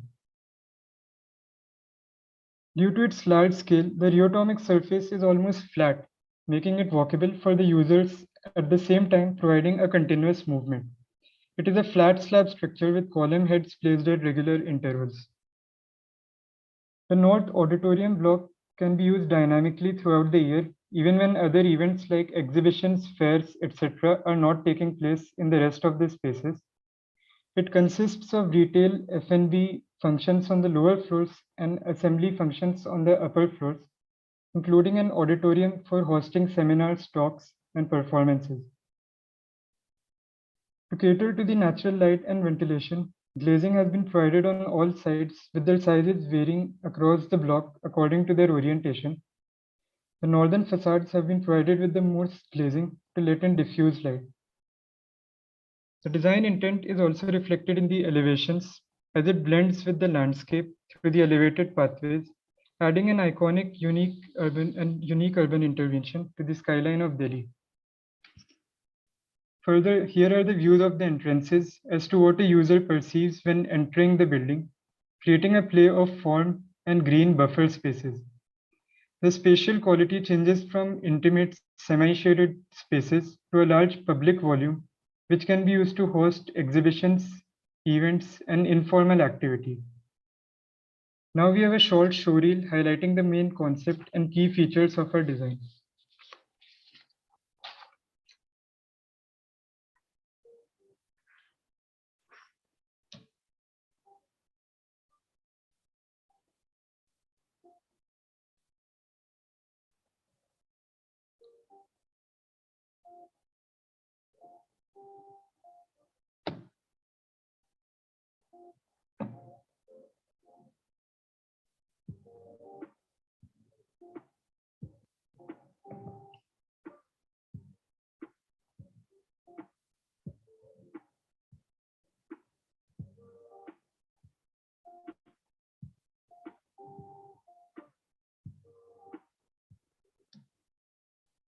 Wait a minute, I think there was no sound on the, I'll just represent. There's some volume problem.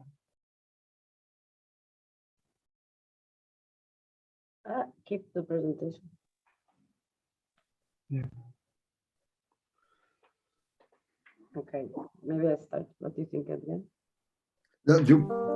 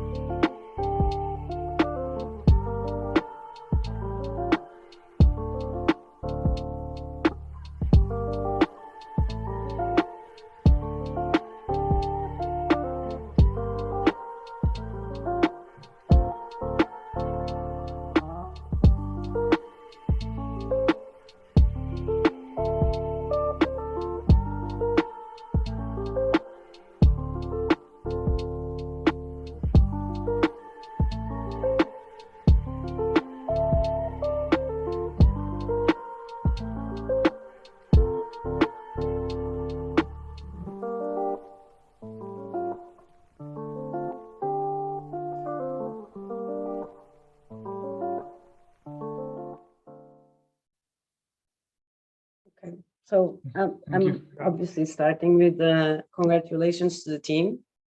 It is a very good project. And again, it proved the urban concept. I think this urban division of spaces is the correct resolution for the site. And the design is also flawless and very mature. A couple of things to note, things that come to my mind is I like the idea of the elevated pathway. It added a little bit more than the other team on that. So the elevated pathway is very interesting. You do have to be very careful on the sizes, okay, because they are mega. And they sometimes seems a bit out of control, the width. And don't forget also this creates good shaded spaces, but it also creates dark and kind of weird spaces under sometimes, right? It gathers the wrong kind of people most of the case. So I would be careful a bit on that. You definitely did what I said about structure on the first team. You had a very clear hierarchy on structure, which also shows a lot of knowledge. So it was very obvious what was acting as primary structure and secondary structure, and I have nothing to add on that. It was spot on the structure. So congratulations on that. Thank you. And I also really like the way you did this crisscross of program. That's very smart. And that's also the name of your project. So that was a very smart little insight. The only thing I'll have to say is the other team did materiality a little bit better. So you kept it very white. So there's something very from the 90s about it.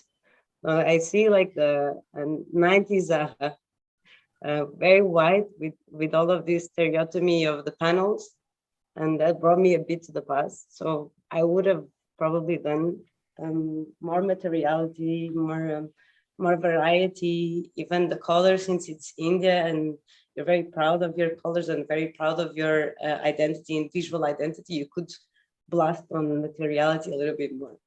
But I think that's about it. Okay, yes. Thank you. Thank you. Thank you. Can you go back to another aerial? Yeah. Okay. As well, congratulations. Very nice project. First slide. Very well, like kind of rational. Good diagrams. Good explanation. I have a question. From where do you took the reference of doing this kind of bone truss structure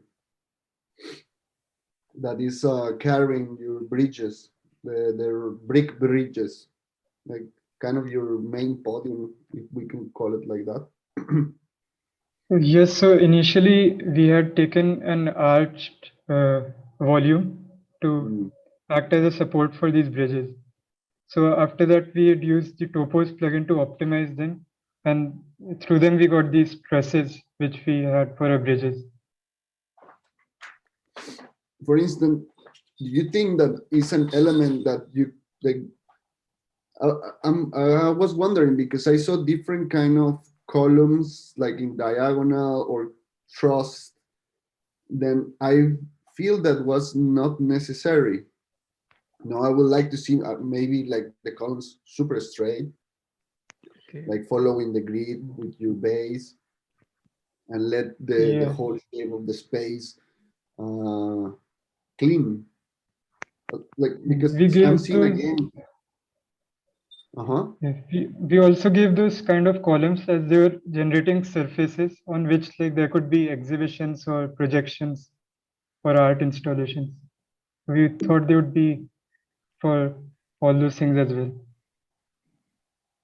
Sort of making it more functional for the art and for the people, so that they could project, because this trend of digital art is kind of recent in India.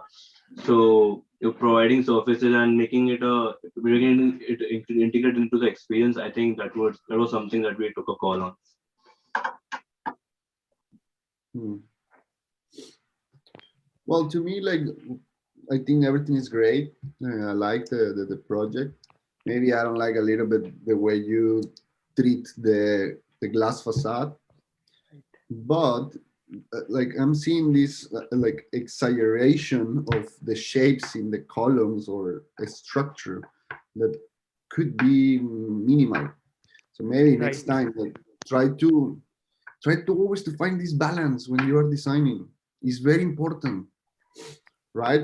Like, because I can see that maybe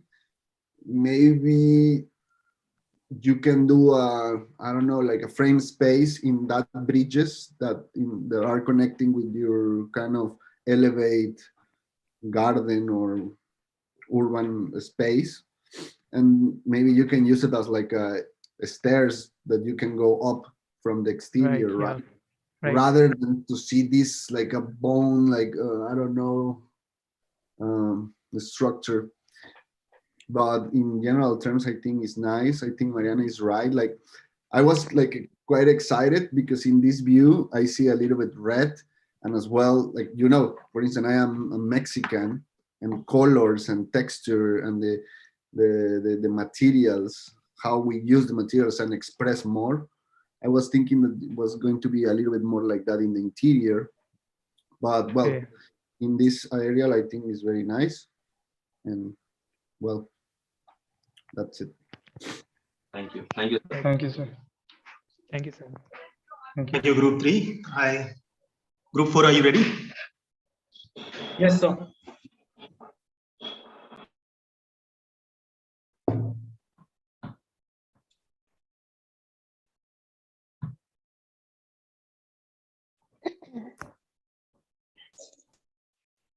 Very good evening, everyone.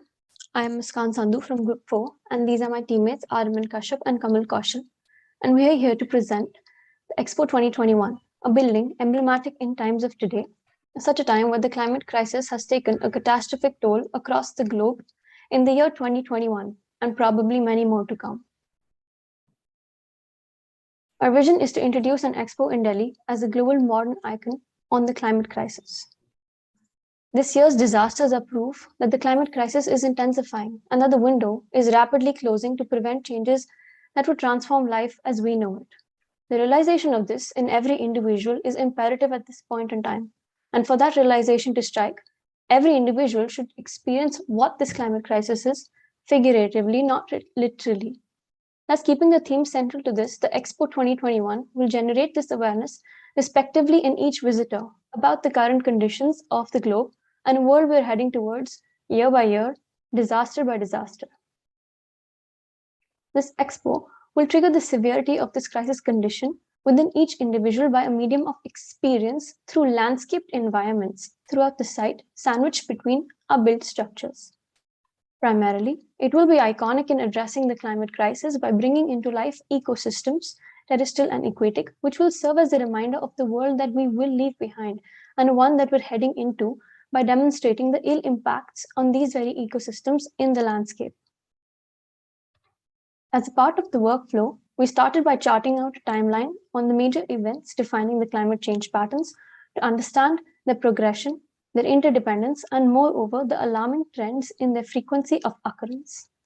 So, from sea levels rising by 3 centimeters to the rate of occurrence of floods and droughts as high as 74%. From a 7-fold increase in ice loss to wildfires due to the rising temperatures of the earth, we took into account these events to formulate the narrative of the landscapes around the Expo.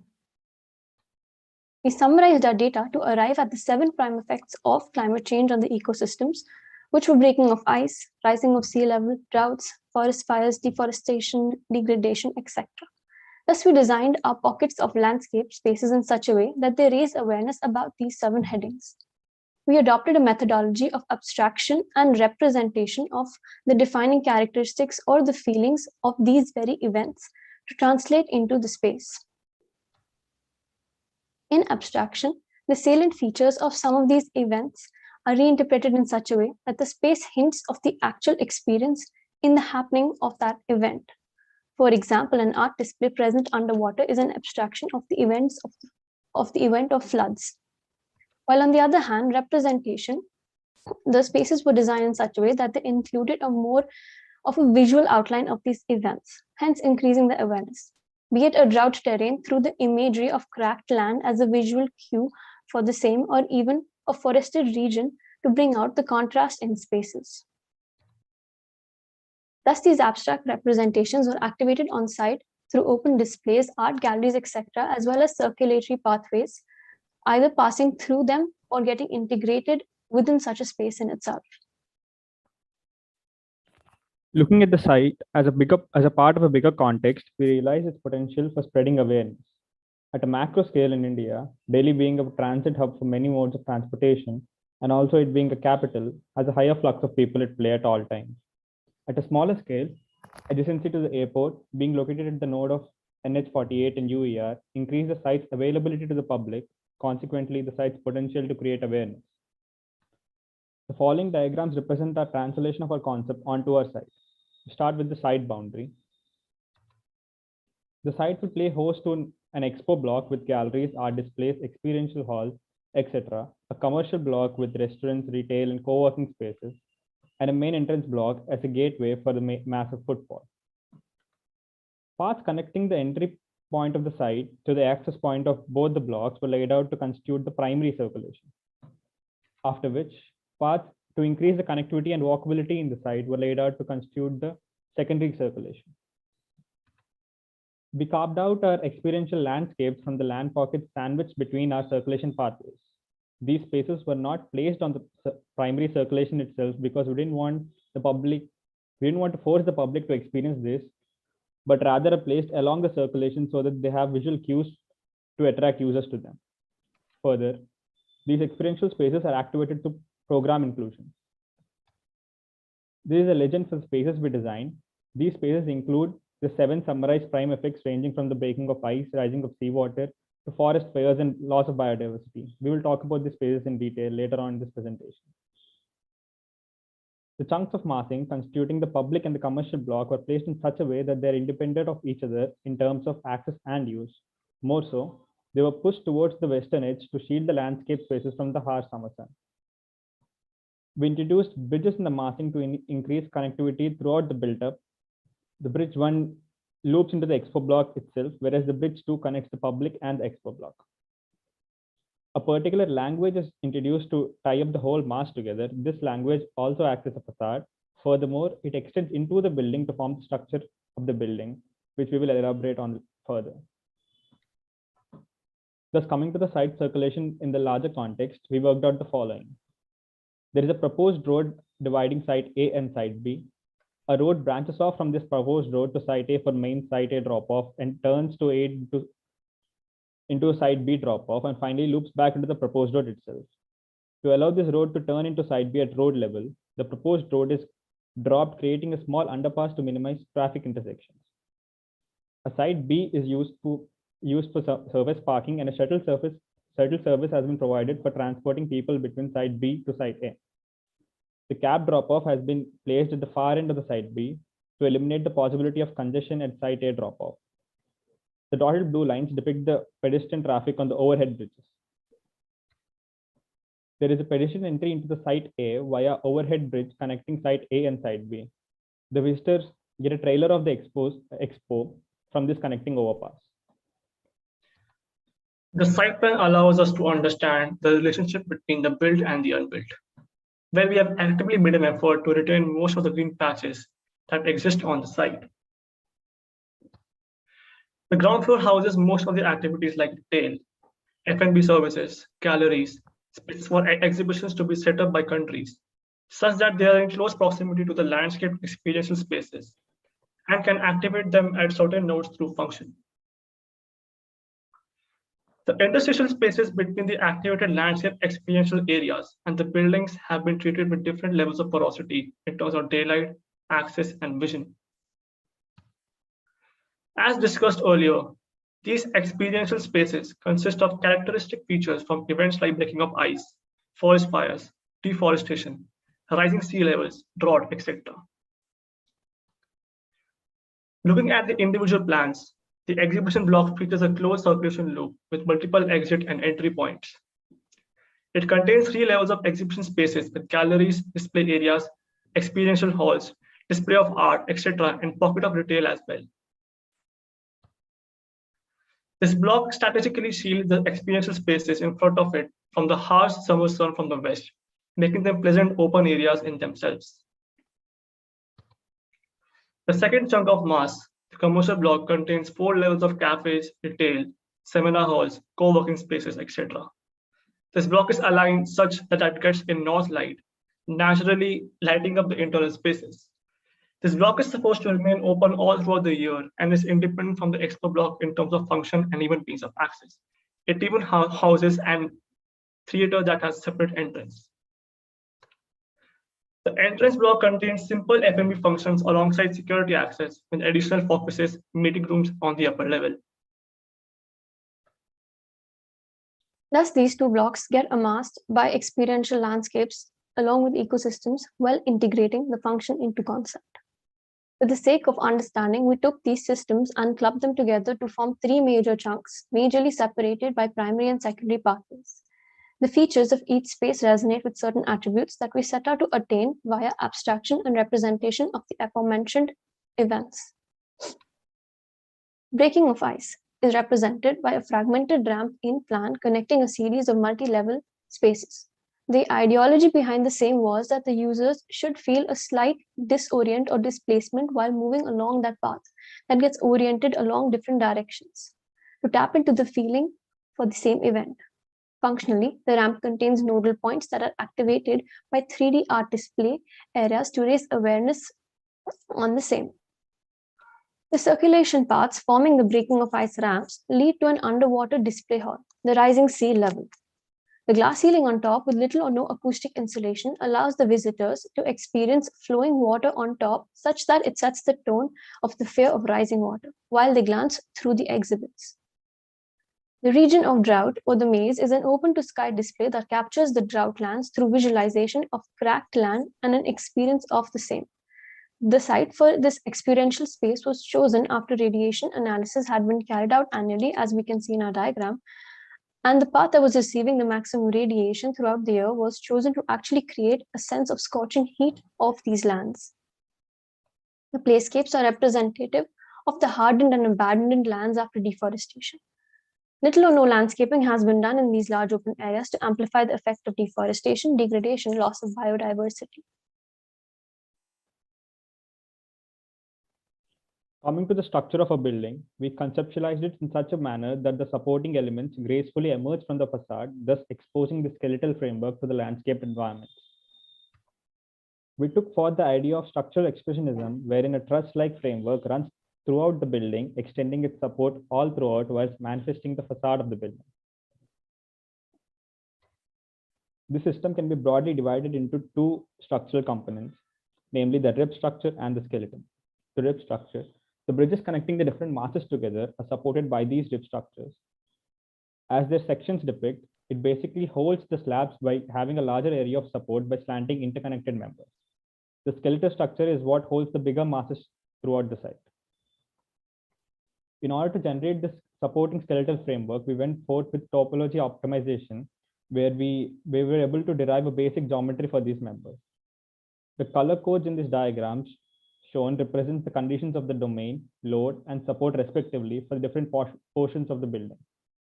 From the optimized mesh that got generated as per the load and the support requirements, we smoothened it out and remodeled it with definitive curvature. Finally, we took these optimized mesh models to derive basic load lines, rearranged them, and given them corresponding thicknesses to maintain consistency. Here we have a set of diagrams which illustrate how the structure has evolved with the massing on site. The former line derivations are given corresponding thicknesses, configured and added throughout the site to give form. Along with the load line derivations, here the relative thicknesses and the curvature of the optimized meshes are also considered while arriving at the structure. Thickness and the density of members are reconfigured accordingly. Furthermore, an internal truss system is developed as an extension of the exoskeleton, reducing load on the exoskeleton. Wire modeling has been used as a tool to iteratively evolve the structure in accordance to the volumetric massing on site, among other things. These structural models are manifestations of the aforementioned wire models, basically the summarization of the structural evolution. In this structure, the load flow begins from the slab, passing on to the network of beams. As mentioned before, the internal truss system is basically an extension of the skeleton into the building. It suspends the topmost floor slab along its lower floor to support free space. The remaining floor slabs are supported by continuous members passing through and through the slabs, following the same language. The load from the peripheral beams is transferred to the exoskeleton through lateral supports. This load is consequently transferred into the ground. The existing external skeleton acts as a facade with opaque and glazing panels wherever required. As mentioned before, the internal trusses are suspended from the exoskeleton. For this, we have used a counter spring suspension that has been fixed to the truss system. This allows for the structure to have a certain amount of flexibility and not be completely rigid. Thus, we bring to you Expo 2021, an amalgamation of experiences narrating the climate crisis through its ecosystems, integrated within its landscape and built environment. Thank you.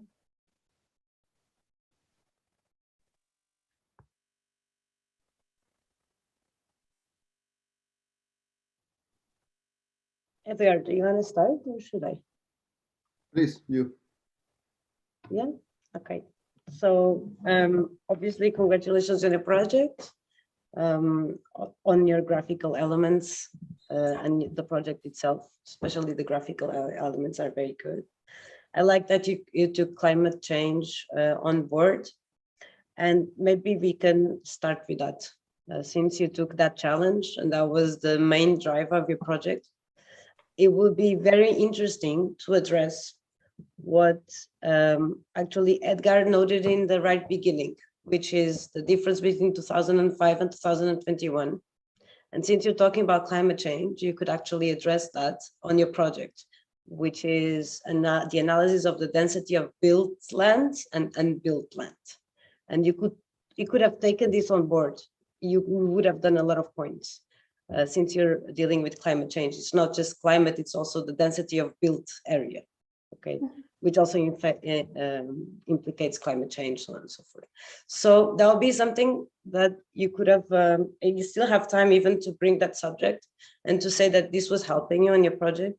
And that would mean that you have to show us the percentage of built area and the percentage that you are giving it as green area. And how green is your project, even on area-wise. So it will be a very simple diagram of we are building this percentage of site and we are respecting the green part of the site with this percentage. I would definitely include that. And by saying that, I think that your project could have been even a bit more green. There are paving areas here. They are paved, but they have no reason to be paved. They could be like a proper landscape design, green with variety. a little bit less hostile, less white, you know what I mean? So fully green, if you're taking climate change on board.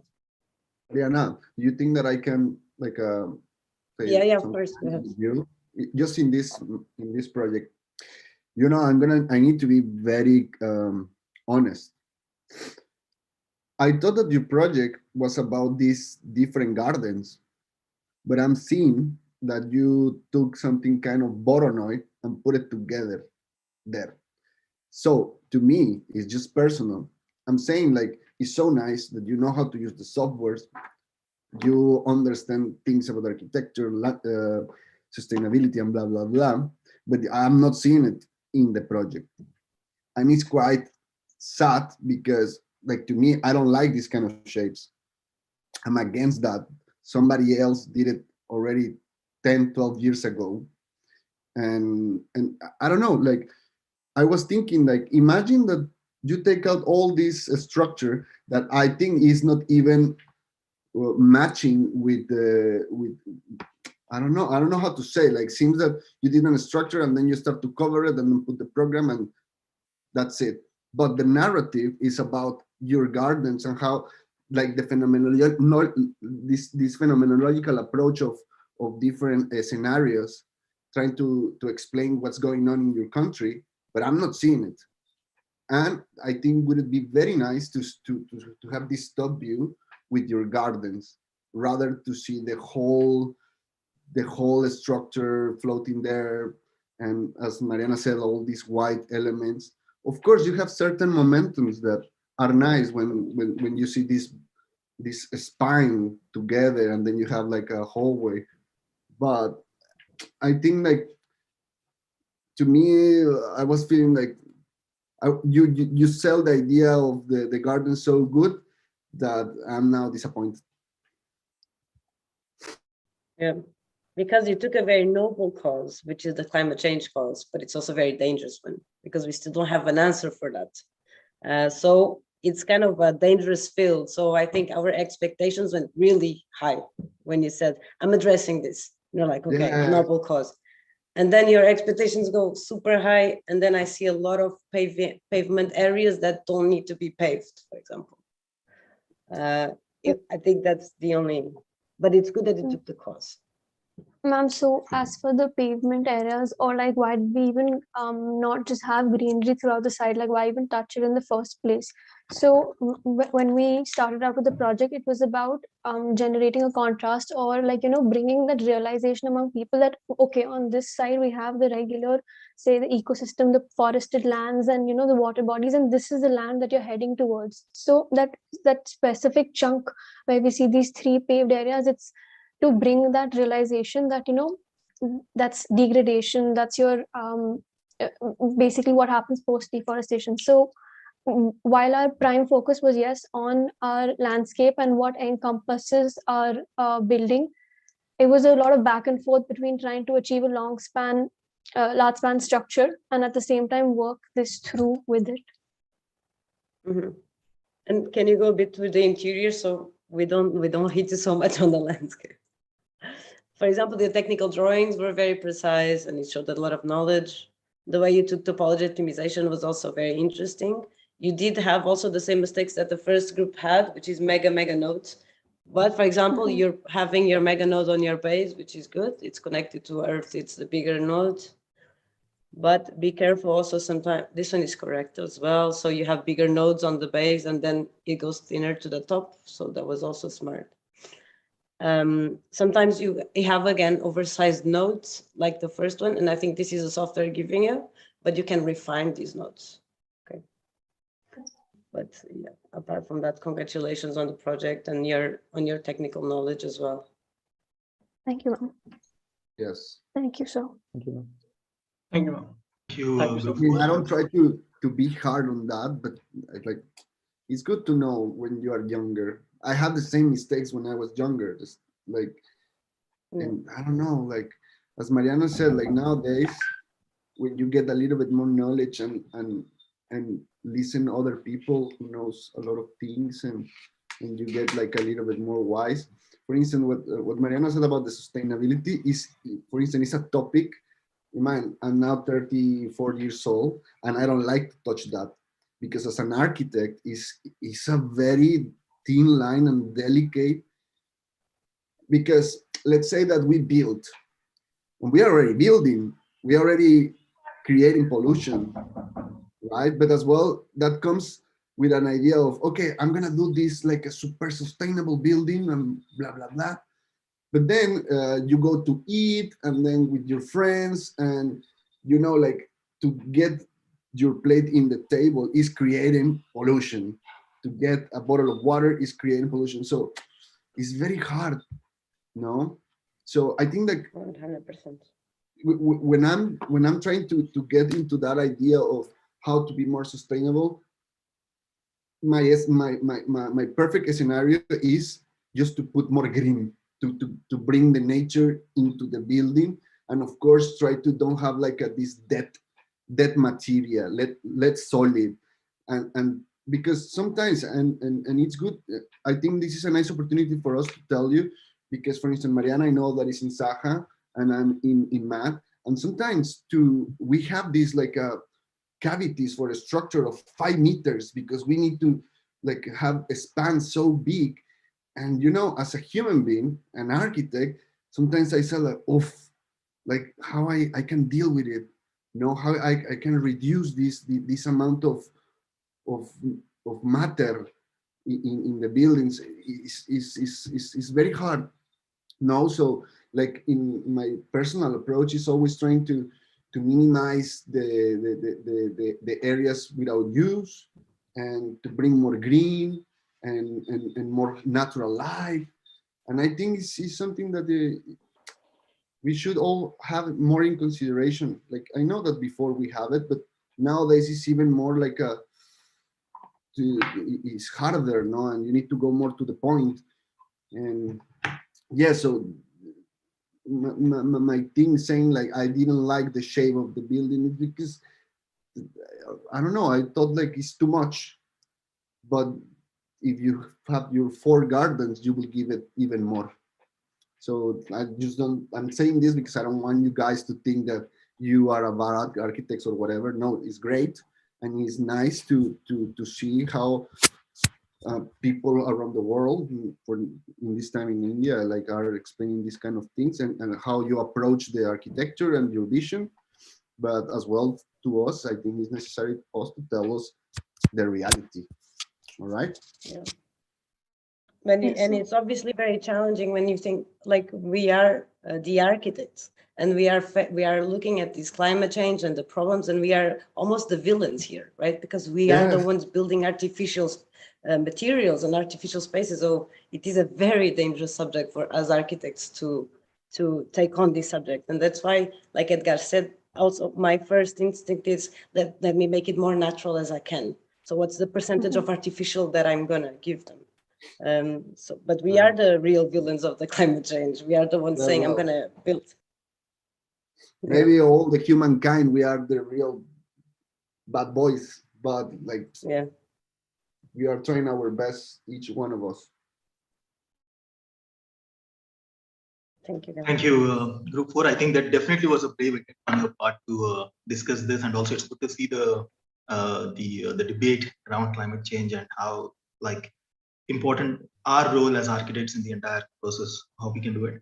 But I really hope that this entire semester or whatever you're trying doing, and irrespective of the final attempt, we really believe that you must have learned a great deal about this. Hopefully this translates into your next semester as well, your thesis. Probably you'll come up with more sensitive designs that as you go further, not just your thesis, but further beyond. But yeah, all the best and good attempt. Thank you. Thank you. Thank you, sir. Group 5, are you ready? Yes, sir, for sure, we are ready.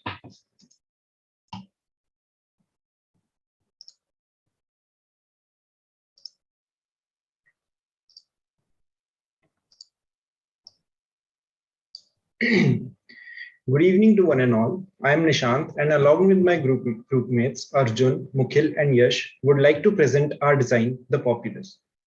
Expo centers function as an event to create a miniature world, a new world with advancements in fields from people all around the globe. It is a platform that brings different creators together to discuss their innovative ideas and practices to find solutions to the problems faced by the humanity. It combines a wide range of sensory and visual experiences, creating memorable experience for both visitors and participants. Our vision is to create such an expo center that brings together people from various countries over the period of many different expositions, ranging from auto expos to Comic-Cons, keeping in mind that the building is kept under the adaptive and effective reuse throughout the year. We aim to do that by respecting and acknowledging the efforts of the small artists and small business owners who usually don't get a physical, formal space to showcase their work. By providing them a platform and global exposure, the Expo Center becomes an all-year-round festivity with dynamic functions that keeps changing in shorter durations.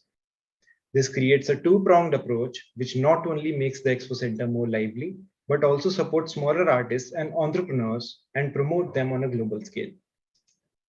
To satisfy both these needs, we started to look at the spaces in our daily lives which are qualitatively similar, thus leading us towards an open arena.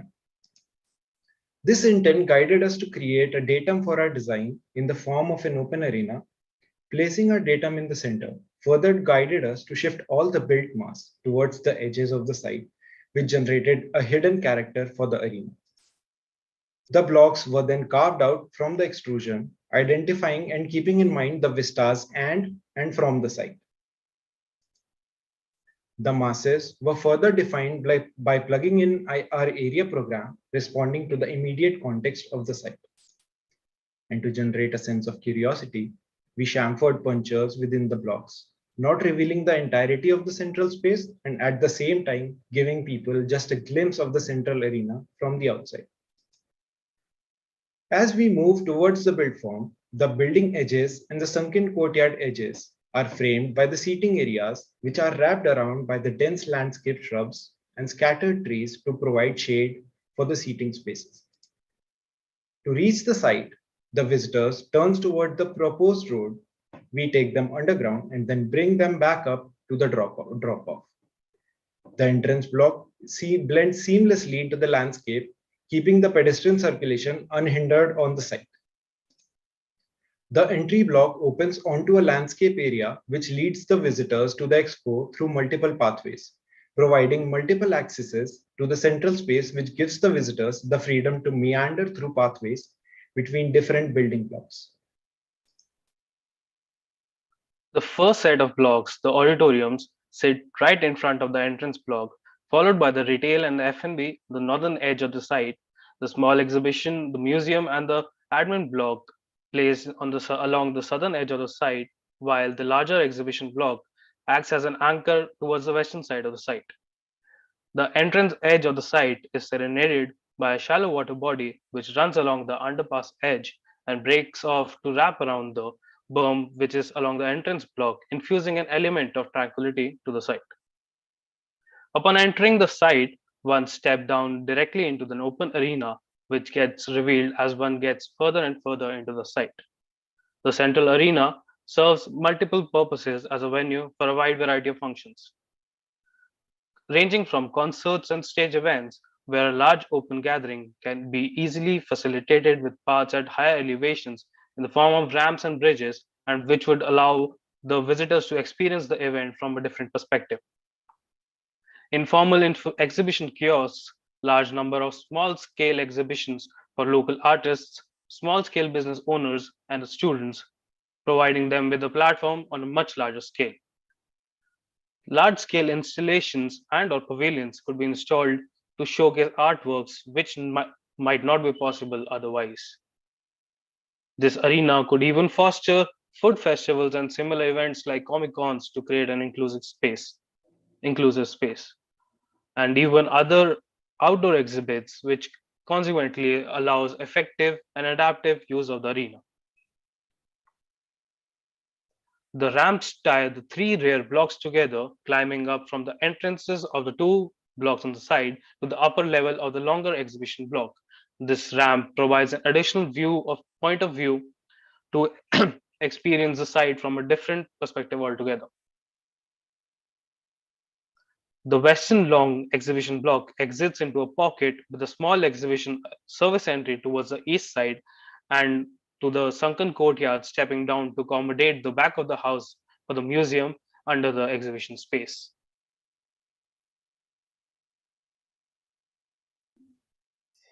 At the forefront, we have two auditoriums housing 900 people each. These auditoriums are placed at sharp angles with landscape chunks on either side near the entrance, carving out non-linear pathways leading to the central space. The auditorium opens up into an atrium leading to the foyer. It has seating spaces below 2 levels, facilitating an audience of 900 people at a given time, and the space below the sloped seating is used as plenum space for post-event functions and buffets. Respecting the exteriors, the fluid interior panels of the auditorium aim to create an immersive experience for the visitors before the lights drop and the event begins. The lighting has been designed to complement the fluidity of the panels by framing and enhancing each layer of the panel. The roof of the auditorium is supported by the steel space frame, while the balcony seatings are achieved by steel columns with brackets made from steel members. The interior and the exteriors have a synchrony, both in terms of the fluidity of the creases as well as the strip lighting. The lighting spills out on the creases of the roof, making the building stand out from the context, even during nights when looked at from the Delhi airspace, especially during landings and takeoffs from the IGI airport. The retail and F&B block on the north hand of the site functions as a constant source of revenue for the whole project. The block primarily opens up near the entry block site, allowing the visitors to directly access it. A secondary entry and exit point of the retail and F&B block spills into the central arena, making the visitors disperse in the heart of the complex.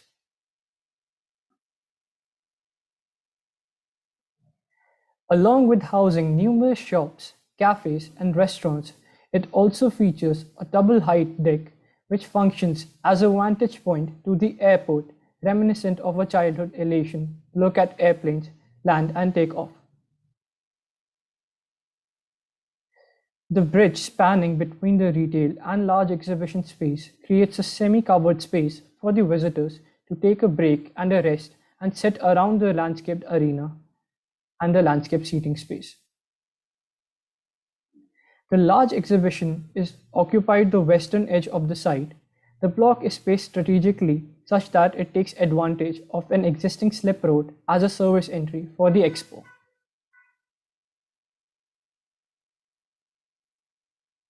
The buildings surrounding the arena frame it not only in terms of physicality, but also the function they provide. The long building houses 3 exhibition spaces which can be combined together to be used as one big exhibition hall and can be used for exhibitions of various types and scales. The large exhibition hall is placed along the western edge of the site in order to use the western sub-road outside the site as a service road and entry for loading and unloading of exhibits. The 3 exhibition halls are connected to a common foyer which is accessed directly from the central arena. Each exhibition space on their own are divided onto 2 floors which are connected internally and open onto the outdoor podium. The interior spaces were made keeping in mind the quality of the exterior spaces of the exhibition halls, with large glazings and skylights to bring in ample amount of natural light inside the built form and the ramps taking the visitors from one place to another. We try to draw a relationship between the indoor and the outdoor experience.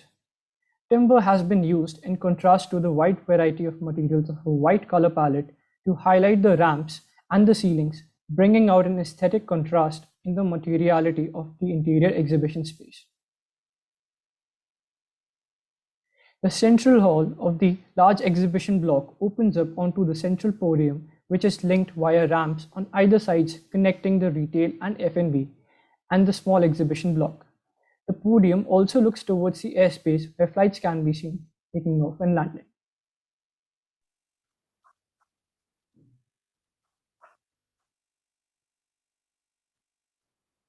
We have also provided a smaller exhibition space, which apart from public exhibitions can also be utilized for programs with either smaller or private gatherings such as auctions. The smaller exhibition block sits on the southern edge of the site, with the administrative block abutting on the southern edge. It also houses a permanent exhibit space. The administrative functions, being more private, are located towards the southern end where they have their own drop-off and parking. As it also allows for some private auctions and exhibitions, this back-end drop-off and parking gives the visitors more privacy.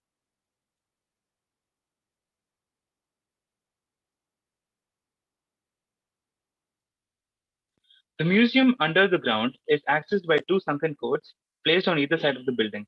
As it houses mostly permanent exhibits, it is kept separate from the exhibition space. The small exhibition, similar to the large exhibition, is divided into two floors and allows the visitors to move between the floors through the means of a ramp, which provides additional viewing points to the exhibits on the ground floor. This ramp hence functions as the primary vertical circulation, taking the visitors up to the first floor, which leads to the exit on the outdoor ramp, retaining a sense of continuity in the nature of circulation, tying the two floors together for a holistic experience. The first floor exhibition space exits onto the external ramp, providing another gateway to step directly outside into the arena, hence giving the users an additional viewpoint of the arena.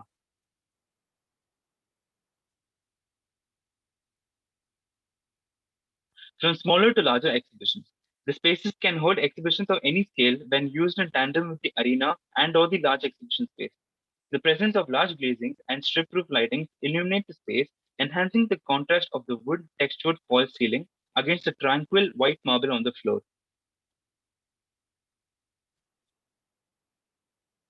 The sunken courts act as a permanent foyer space for the museums and also create an informal setting for the people, offering a peaceful seating space and a cafe. The large spans of the court walls are used as a canvas for artwork and murals to highlight the art and architecture of Delhi.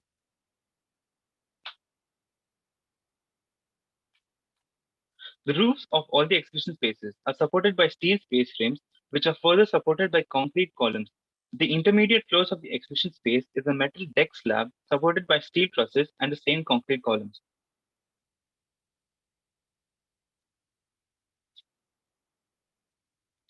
The deck slab first contains a layer of steel truss assembled using 100 thick CHS tubes, over which, using the plate and stud connector, we fix the steel profiled sheeting which supports the cast and plate concrete. A welded wire mesh is also added as reinforcement. The truss system allows for unrestricted installations of services such as HVAC ducts and sprinkler pipes. The space truss is assembled using 100 thick CHS members that are welded together using a ball joint, and this assembly is supported using 150 thick CHS members that are connected to the concrete columns. The 150 CHS members that are supporting the space truss combine together in groups and are joined together using a ball connection, which is then welded onto a steel plate. And this steel plate is fixed onto the concrete column, which then transfers the load downwards.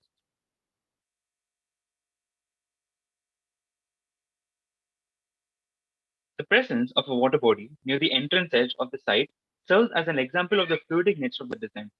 Going with the narrative, where we have an idea to design a space that celebrates art forms, we also understand that art is not restrictive.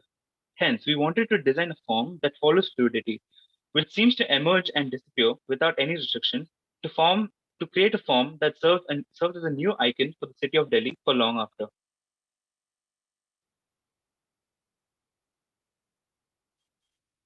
Being situated right next to the airport, it hence can be viewed from the planes taking off or landing. It welcomes people by giving them a sense of new expectations and freedom. By creating a public space as free and as flexible as an open arena, It gives it a similar character to that of a plaza, but on a larger scale.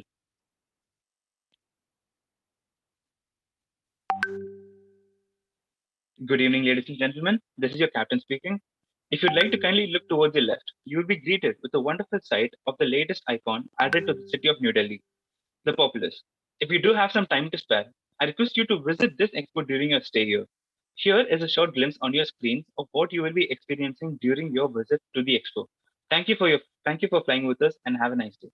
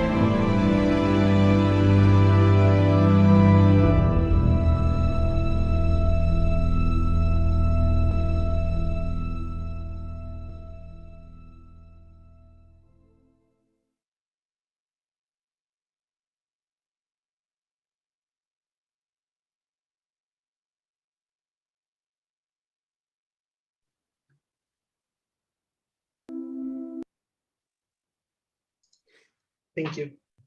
Thank you. Congratulations. Great Thank project. you. Mariana? Go ahead. Okay. So can you go? Well, I think that in terms of structure, we already comment with your other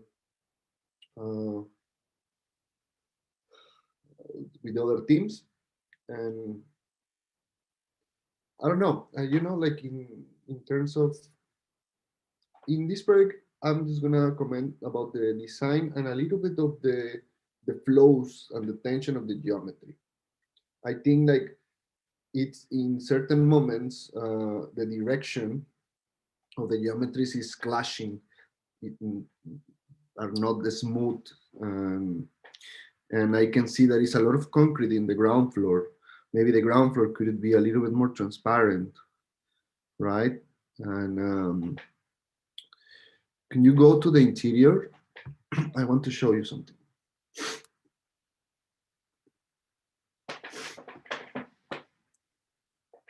Let's go here. For instance, here, to me, I would like to see this, how this thing go all the way down as a one complete curve. I understand that it's a ramp and you're gonna have the landings, but you can still do this and you will not see when it's the break in the curve, right? And you need to be careful, like for instance, in this part, in this. When you have these frames, you need to work in the design locally, right? Because this is the structure of the ceiling and then the wall is clashing. So you design locally and then we can understand that you are thinking about it. Now, something very nice in all of the projects is that I catch different things from you guys. And so for instance, in this team, I want to talk about the design because I can see that the in terms of the structure is very simple, the columns, cores, the space frame, like I think is like quite rational. But in here you have a nice render, and always remember to don't try to make less performative spaces and like more experience, right? So if you go to the exterior, one of the exterior, can you go? when you have this small plaza and you have these graffitis there, up there.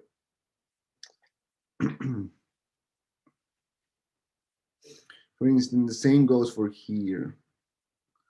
If I were you, it would be very nice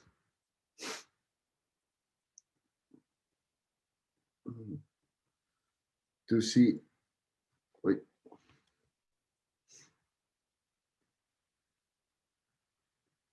to see all this curve going down. No, I think will be very like eyes catching to see how this curve that is becoming from the ceiling and go down and match with the sunken garden or area. I think was very nice. The quality of your work was very, very, very nice. And I think that's it. Like what I can say to you about your project is that like, I think that there was just a little bit missing this connection, this smoothness sometimes in the geometry to get like the comprehension that is one thing together, and a little bit more green because it looks too gray. Yeah, I think I'm also going to start by congratulating you on this project because it looks so professional and it looks so developed. I think even Edgar was being as demanding and as you are in an office, or even his comments were treating you as professionals. Like that kind of comments would be the kind of comments I would do in an office, because you brought your project to that. Okay, it looks very professional. It looks like something that I could look and appreciate and criticize as architects, like real office architects. So that's why you also, when you put you raise your bar so high, you're obviously going to get the criticism of a high bar. So I want to start by saying that I don't know who in this team is really, really good at rendering. You might even consider becoming a visualizer, because there is something here on your renders that it is, I don't know how you reach it. I couldn't, for example. I don't even know what software you use. But especially for your night renders, and this video you did, it will be a video that will be outsourced to a company. Especially your night views are. Which software do you do? Just out of curiosity. We're just using Lumion. Lumion. Oh my god. Yeah. Okay, well done. So maybe consider going as a visualizer, because this will be an amazing portfolio for any rendering company. So congratulations on your visuals, definitely. And I think there's an overall comment that I think all teams should really take this on board, because you're team number 5 and this is consistently missing. You're doing large span, you're doing structure. And like Edgar said, you were not super adventurous on your structure, but you were very precise and very knowledgeable. So there's nothing to point that is wrong. You even showed the ball joint. So well done on that. So what every team needs to do is you need to present as a grid. If you're doing structure, if you're doing large span, we need to see your grids. You need to start with your grid before your plans. There should be a single plan with this is our grid, with the beams and with the columns.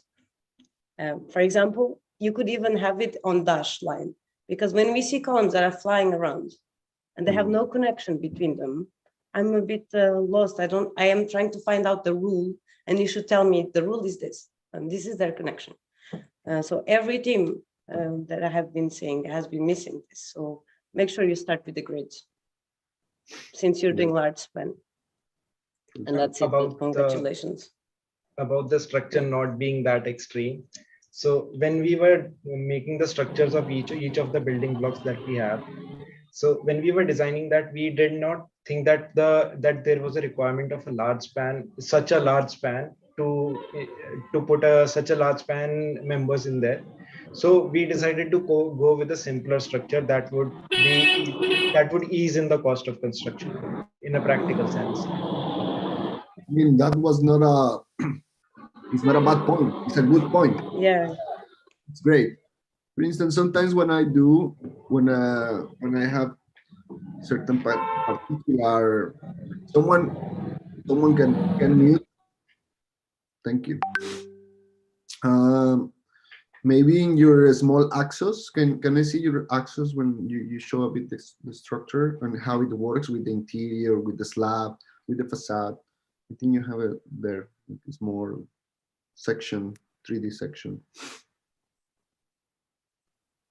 For instance, there, when you do these kind of things, you have a nice opportunity, and always, this is I learned with the time, but you have here the nice opportunity to show how your building works from the exterior to the interior. So always pick like a very hard part. Let's say like how like the facade, the system of the facade is attaching to the slab, and then the structure, ceilings, columns, like and even to show the materials. It's always like a very nice to have that, because even in competitions we usually do that. And helps a lot to understand what is the system of the structure and how the building it works. So next time, or maybe if you're gonna develop this project a little bit more, do it and you will like it. I think it's a nice exercise to see like from the ground floor how the mullion or the transom is touching each material, how the joints are connecting, like to show all of this.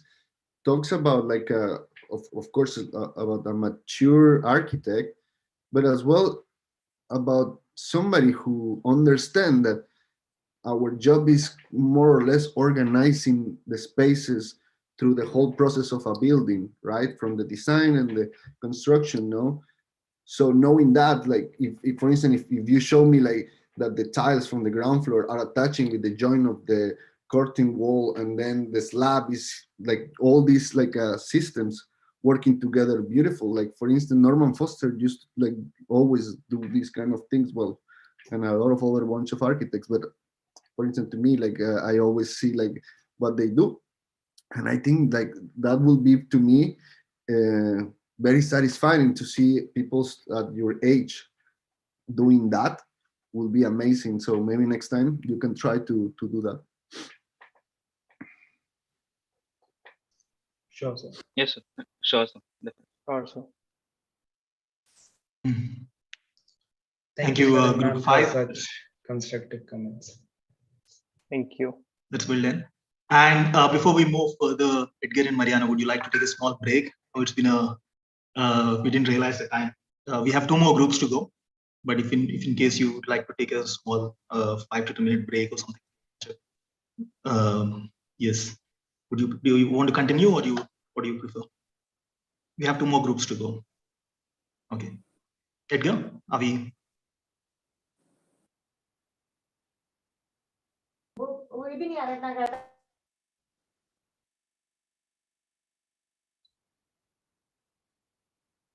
Okay, so so let's take a 10-minute break and come back. It's Edgar, is it okay?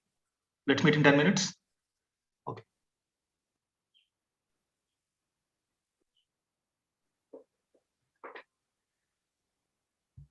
Yes. Okay. Okay.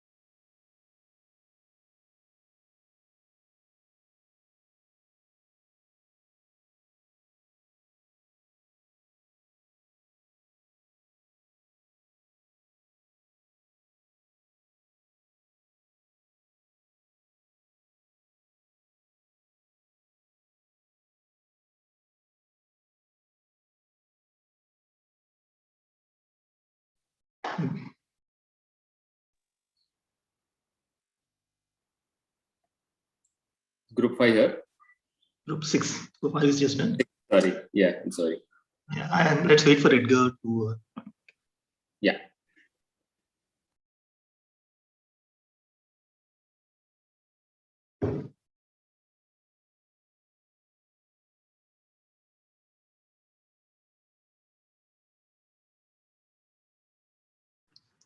Yes. Okay.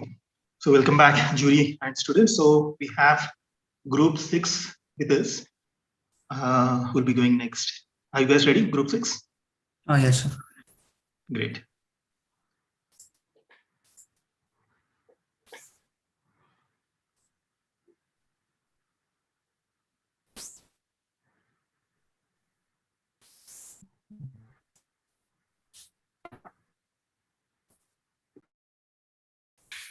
Good afternoon. We are Ganesh, Taran, and Shweta. We present you our Expo, 2 Delhis. This Expo is a representation of competitive India through its technological advancements while celebrating its culture. Delhi is representative of India, being the portal into and out of the country. Delhi, like other major Indian cities, has a rich cultural heritage, not just preserved in the monuments, but also in the way of living. This cultural richness coexists with the latest advancements in technology and innovation the country has to offer. Chandni Chowk in Old Delhi, frozen in time, retains the pre-colonial heritage in both the architecture and the people's lifestyle and occupations. Connaught Place right next to it has a completely different character, being a commercial and business hub representing modern India. This duality is an important part of Delhi, and we have captured its essence through 2 contrasting experiences flowing into each other. This cultural contrast is articulated through the built form, with the tradition and heritage as the base, and modernity and the technology represented through a fluid organic form, as shown in this abstract collage. This combination of forms creates 2 unique experiences in terms of the journey, structure, and material, as one would experience through the streets of Delhi. Here we can see 2 distinct layers stacked upon each other. The upper layer, or the cloud, with its large spans supported by unconventional structural systems, vertical farms, bridges connecting different levels, and a seamless flow through the buildings at the plaza level, showcases modernity and technological advancements.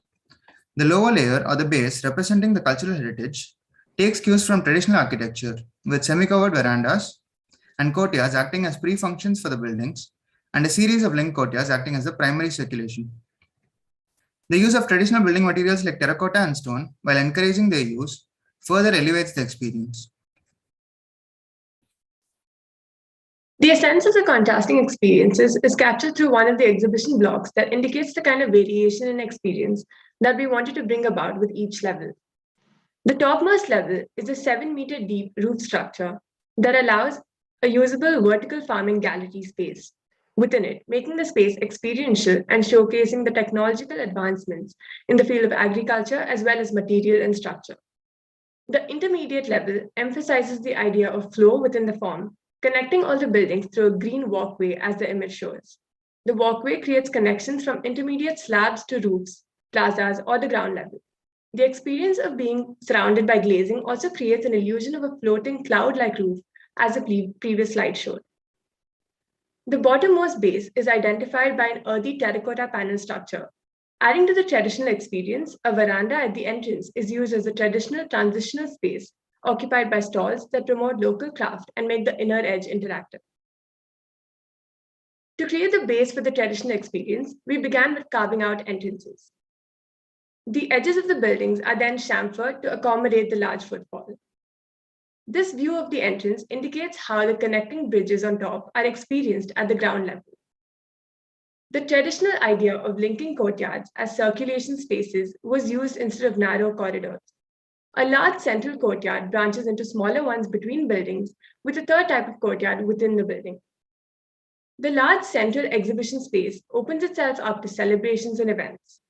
Being surrounded by verandas and green walkways on 2 different levels doubles as a viewing deck for the events that take place.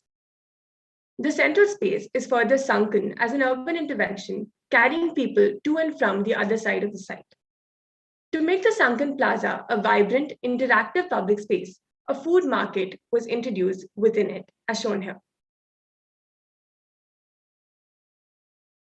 The terracotta panel structure creates a solid base for the traditional experience with verandas as transitional spaces on the front side of it. This is how the inner edge of the building is caved in as a veranda to accommodate stalls. The pedestrians access the site from 3 different points, with each one having its own unique experience.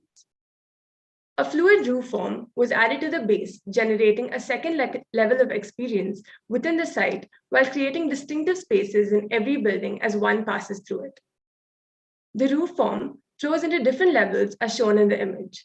The green walkways flow into roofs, creating recreational spaces where they meet the roof. In this image, the experience of the cloud is further brought down to the ground, forming an open-air theater where it meets the ground. The second experience that gets added is created through connecting bridges and flowing forms. This level of circulation links all buildings acting independent of the ground level movement. This is an aerial view of our expo. The vision behind the expo is to bring out the creative output of the nation by evolving traditional products to create inventions for the future. So the programs in the expo revolve around this idea, having predominantly exhibition spaces, such as exhibition halls and auditoriums that occupy 2/3 of the expo. Products of these inventions and research are displayed within these galleries. Workshops and conference spaces allow for collaborations and generating awareness. Food grown in the agricultural research centers is later sold in food markets and stalls present within the site along with local handicrafts. The central courtyards and open spaces, as shown here, are used for celebrations of festivals, art forms, and concerts. The right side of the site is dedicated to parking drop-offs happening at 2 levels in the middle, keeping all the vehicular traffic outside the function areas. 2 other entrances were provided towards the north and the west to accommodate the larger footfall. The exhibition halls were dedicated to the north end, while the workshops, retail, and auditorium spaces were taken to the south end. Among the western 3 building blocks, different combinations between the cloud, the base, and their respective structures were explored to provide experiences that are unique to each building. Since the workshop building, unlike the exhibition halls, needed more natural light and ventilation, a courtyard was employed. The courtyard was then used to flow the upper cloud structure down to the ground plane. Space frame structure supported by 3 columns were used to realize the structure. The courtyard becomes a unifying element in the building that brings all the different functions together. The spaces between the different buildings vary in scale and spatial quality to accommodate the different functions. For example, the bridge between the 2 buildings in the western entrance provides a sense of entry to the visitors. In the middle exhibition block, the structural possibilities that can be realized by future technologies were explored. The 3 columns for the upper exhibition roof were optimized to form an integrated column girder structure. The initial mass was taken, loads of the roof and the different floors were added, supports were then provided, and the optimized form was then generated.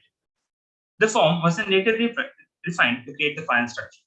The final structure, when added to the exhibition space, looks very visually intriguing. Therefore, instead of encasing the structure in cladding, hiding it, the column was made as an exhibit of its own for the masses to see.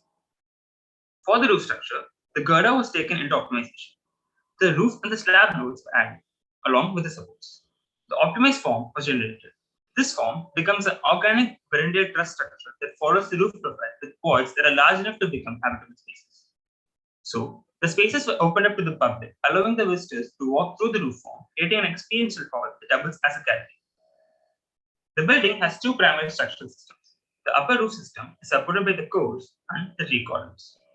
The roof panel is supported by the trusses that run between the girders. The topmost floor is supported by beams running between the girders. The intermediate floor is supported by a conventional RCC beam column system with the shorter span.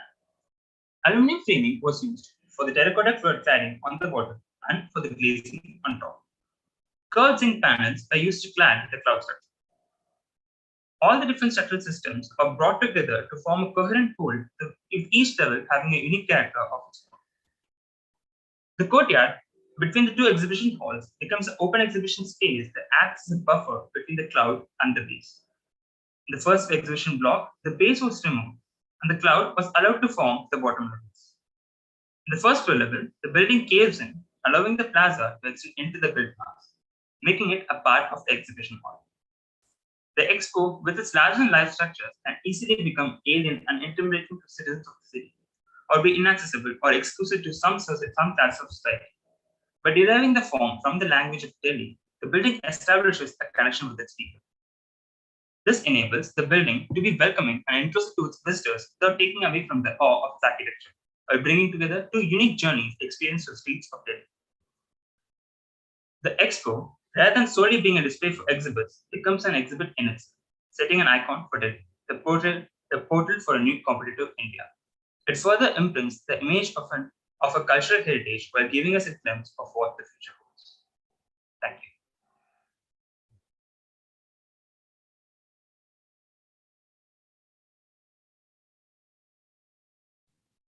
Okay, so obviously would like to congratulate on your work and the amount of work that you have here as well, and the creativity. It is a very original kind of project. You did a lot of research and you were very adventurous on the structure, which also can be dangerous because sometimes you can also have a couple of mistakes because you are so researching into these topos thing. So it was clear that you probably amongst all of the other teams, you use the topos and topology optimization to a next step, okay, and you use it quite a lot. And sometimes it seems wrong and it seems not well thought, and sometimes it looks very precise. For example, when you were doing this section with the step-by-step and primary structure and secondary structure, and you were using the topos on all of these elements, it was looking very precise. But on the overall project, I can see a lot of mistakes from the topos that your common sense would say this is not how you would do structure, not how forces travel, for example. So it's good that you were so original on it and that you really took topology optimization into the project, but be careful on what you're showing because sometimes it shows not so mature. That would be my only negative comment. Apart from that, you have some design angles that are working really well in some of your shots, which is really good. So also be careful on these mullions, the mullions on your glass. They look a bit like Le Corbusier kind of mullions. So I'm not sure if you really want to take that on board.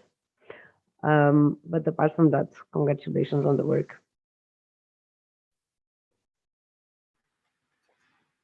Yes, very nice. I like the terracotta area, and in some parts seems that you have a little bit of the understanding of how a nice cladding or how the joints maybe can work nicer. Some shots are very good. Other ones, can you go back through all of them, please?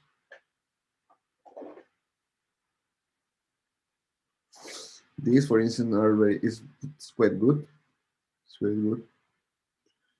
The way you think that the structure will work, I think definitely will be like that, kind of. You know, sometimes something that is as well something very personal. I don't like to use too much squares when you are doing like a cladding panelization, or even when you are putting tiles in the ground floor. I think squares are always a little bit complicated, mostly when you are doing this kind of more organic geometry. So next time, try to do it a little bit more rectangular, a little bit longer, can help you better. And I don't know, maybe as well like the way you stagger, or different systems of the staggering that can help you, because you know, like in the exterior, go to whatever exterior render, maybe the one on the top.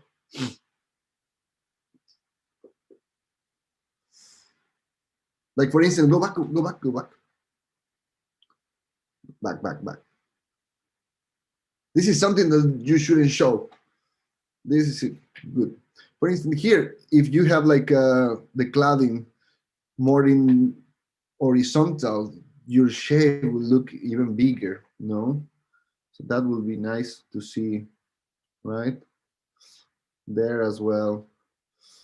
And as well, like I agree with that completely, by the way. Yeah. Definitely, because there's something on these squares on stereotomy that looks a bit like toilet. yes, Right? For me, yeah. it goes immediately to kind of a toilet kind of thing. So I would definitely avoid the square as well. Yes. Yes. And like it's sometimes very tricky because, for instance, in this view, this view can be nice. Take it out as well. It's over designing. Sometimes you show more when you have just one person, or maybe could be one of the sculptors there to get a little bit sense of a scale, or maybe a chair, and remove the people. Right? I understand that this is very personal. Some people don't like that. To me, if I were you in this view, I will take out all the materials that are not necessary.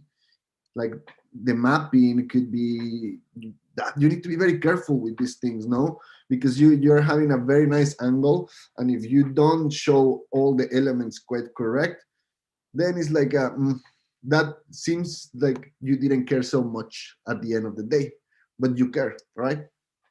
So yeah, like try to always as well, again, to clean it up, which material I don't need, what I need, as well the mullions there in the curtain wall, or the glass.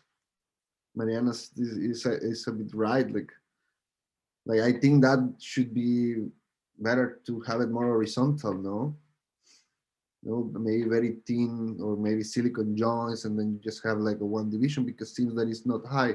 But these kind of things you will learn in the future, but it's nice to have it in mind. But the rest, I think it's nice. The geometry is quite okay. You could work more to refine certain edges, but I think like the relation between the terracotta and the white area, it's quite good. And congratulations. Thank you. Thank you. Thank you, Group 6. Now that takes us to the last presentation of the evening. Group 7, are you ready? Yes, sir, we are ready.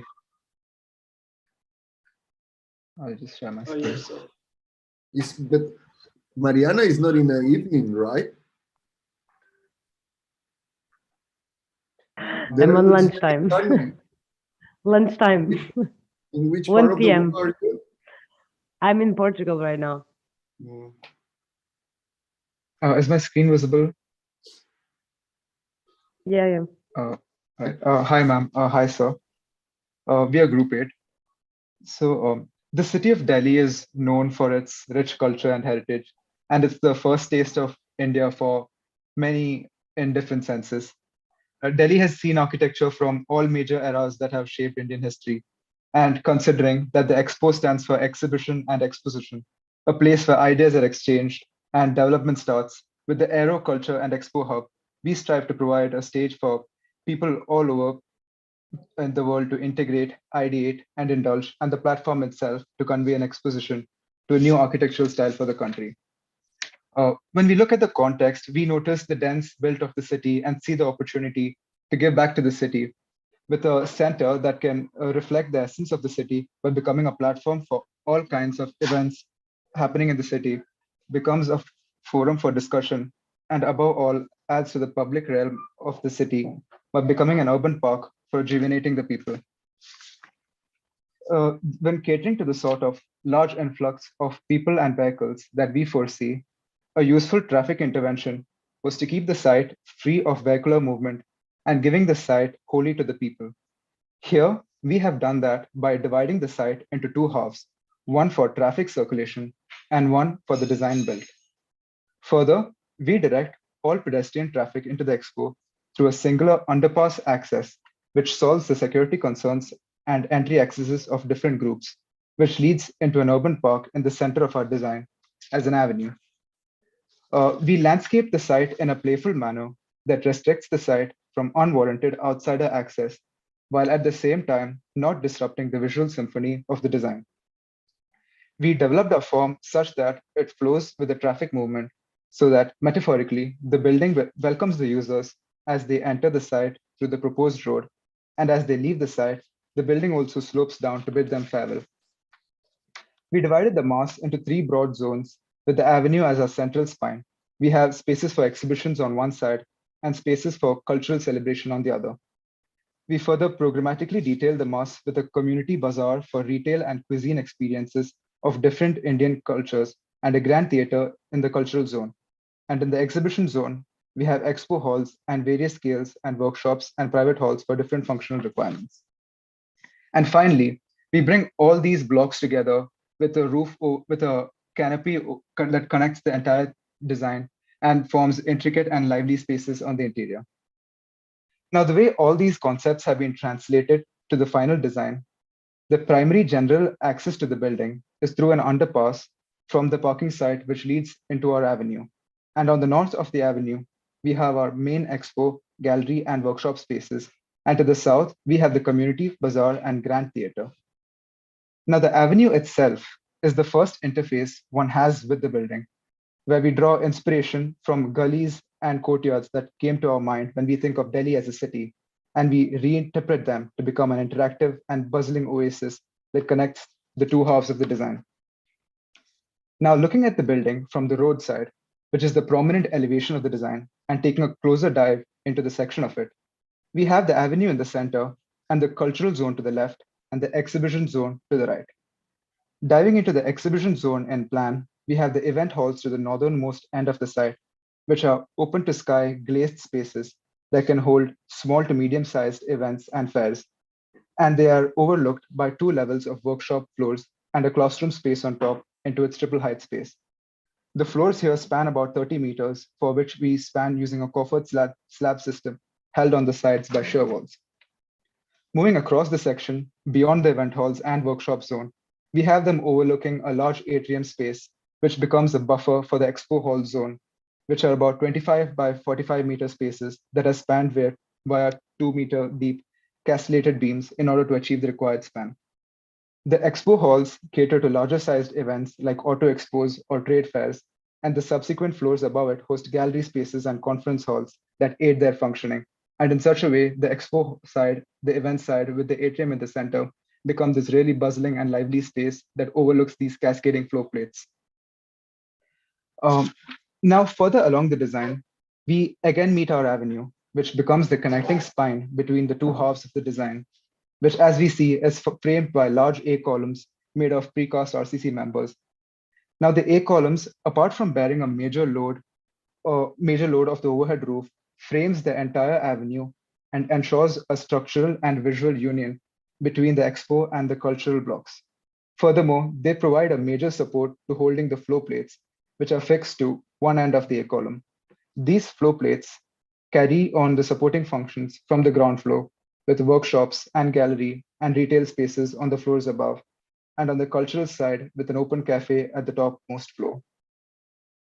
Now, from the aforementioned avenue, we lead back again to the expo, from the expo side to the cultural side, where you're greeted into yet another atrium. The cultural side has its own dedicated entry and leads into its own atrium space with the community bazaar retail spaces to the left and the grand theater to the right. The grand theater is structurally supported for its ceiling and acoustic support systems via trusses that are fixed to the roof span members. Thus, the cultural block becomes a platform to experience different cultural aspects and facilitates functions that truly make it a community bazaar. Now, when it came to structural resolution, there were 3 blocks of our design that catered to different functional requirements of exhibition, retail, and our grand theater. And these 3 functions had their own 3 different structural layouts as per their span and spatial requirements. Apart from this internal grid, we had to support our overall roof structure as well internally, for which we identified an external grid along its geometry. And after overlaying both the grids, we were able to identify nodes at which we could internally support our roof. So at all these node points that we identified, we have a column or a core that goes to meet the space frames of the internal roof span members and hold it up. These roof span members were further categorized based on similar types so that they could be grouped on that basis for construction, or further optimization. The internal roof support members that go up to support the space frames would be via nodes that are anchored to the respective column or shear wall or array column to further attach to the roof frame. And as previously mentioned, our castellated beam floor plates would be anchored to the A columns at one end, along with the necessary false ceiling and subfloor systems. The usage of these castellated beams, apart from satisfying our span requirements, allowed us to also run services in a non-intrusive manner. Furthermore, between our roof members, we have glazed panels that are fixed to the roof via a perimeter frame, and the panels themselves are supported by a primary and secondary grid. These panels are translucent in spaces like over the avenue and opaque in spaces like over the Grand Theatre as per the aesthetic and functional requirements. Finally, we went on to optimize our roof members, which we categorized based on their type, as we previously mentioned. We did this as a means to push the limits of what our structure could achieve, and so that the optimized members could be easily multiplied.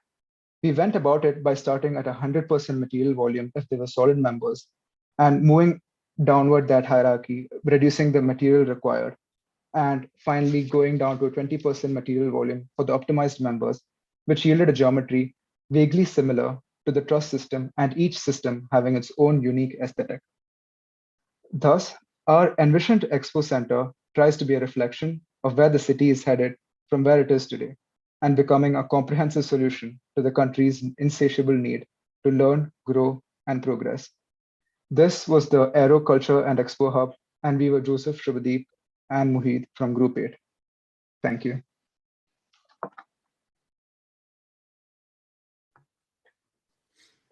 Very nice, congratulations.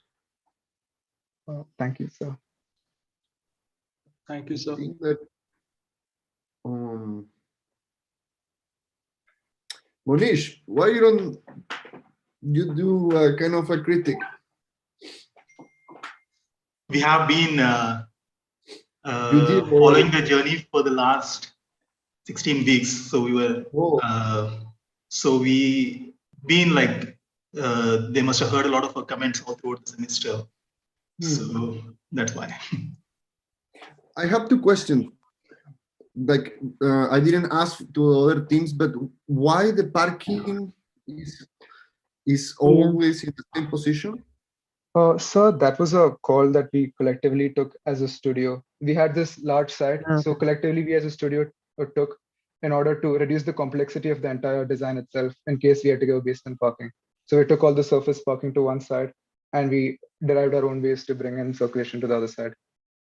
Also, yeah, if I may add one thing here. So this stretch is in between Delhi and Gurgaon, which is also the highway that takes to Jaipur. So this is a very active stretch with a lot of traffic on the highway. It's a massive traffic zone, even if you look at the site analysis that we have done. So looking at the traffic and everything. So we decided that for it to work, function properly, we didn't want to take it with the noise again coming. We wanted the Expo to be a little deeper so that it also doesn't create any kind of additional traffic challenges on the city. So we kept it here so that probably at a master plan and city level, they can in the future, hoping that maybe it can be a multi-parking, they can go into the basement. And also there's a potential to integrate probably some kind of subterranean parking with a landscape intervention above that can benefit the city. So we kept it, that's a call that was taken before the design problem itself. I mean, would it be nice to see a project there, like invert the situation, because it's kind of your facade in reality is going to be a parking, right? The facade. No, I mean, your facade imagine that I'm coming to in the highway. The first thing that I'm going to notice is the cars in front of your building, right? I would personally feel that depends on the building. Maybe if the building is able to distract from the parking, it might solve that issue. Maybe. Like I will see first the cars. No. Right. Well, anyway, I think I like the object itself. I think that the structure you accomplish the goal of your project. I think it's very well thinking. The spaces are nice. I like them. In certain moments, you have like some issues in your interior as well about the direction of the. For instance, if I were you, I will take. If you keep it in this view, the first one, the first render, it's quite nice, but I will set back the hallways, or I don't know, like the balconies. I will say, like, and to see the whole structure going down without nothing hitting. No, This one. so yes, the first one. Okay. No, the other one. That one can be as well, like to see like a very clean detail of how the columns going, the big columns are going down. And here, okay, got it. And here would it be nice to see the skylight, no? But I think that the whole scene, it's nice, and what you guys try to achieve, it's quite like a very good level, to see how you deal with these stairs. I think it's quite nice as well. Your diagrams are very nice. The drawings are very nice. The explanation, it's very understanding. What else? Your plans, I think they are quite good level. And well, this is I think I don't have anything to say negative. Maybe these small details, just to give hierarchies of what is the most important thing in your design, that would be nice. Yes, sir. Thank you, sir. From my part, at some point, I honestly felt like I was looking at a very valid competition project. It did look like very professional. It could be a competition for an expo, especially on your plans. The first plan you showed the first one that you presented showed a lot of maturity on structure, on spaces. The scale of the spaces was very correct. Yeah, these little bubbles that you have on the entrances that are they have a lot of character. The first ones, they're like exhibition little spaces. Yes. They are spaces that I would like to experience those spaces. They look very peculiar, very different. So this is a plan for competition, for a competition project in architecture. And that elevation was, yeah. And the elevation was also spot on. The elevation was spot on. Yeah. And your sections as well. So this is a valid competition entry project. On design level, because that's what I do, is design. So I'm going to hit you only on the design. Go to your last render. Last render. Since you're leveling the bar so high, I'm going to kind of see it with that bar. It's very interesting when you did these pneumatic bubbles on the entry, and they have a lot of character, right? They are pneumatic, they're working as bubbles.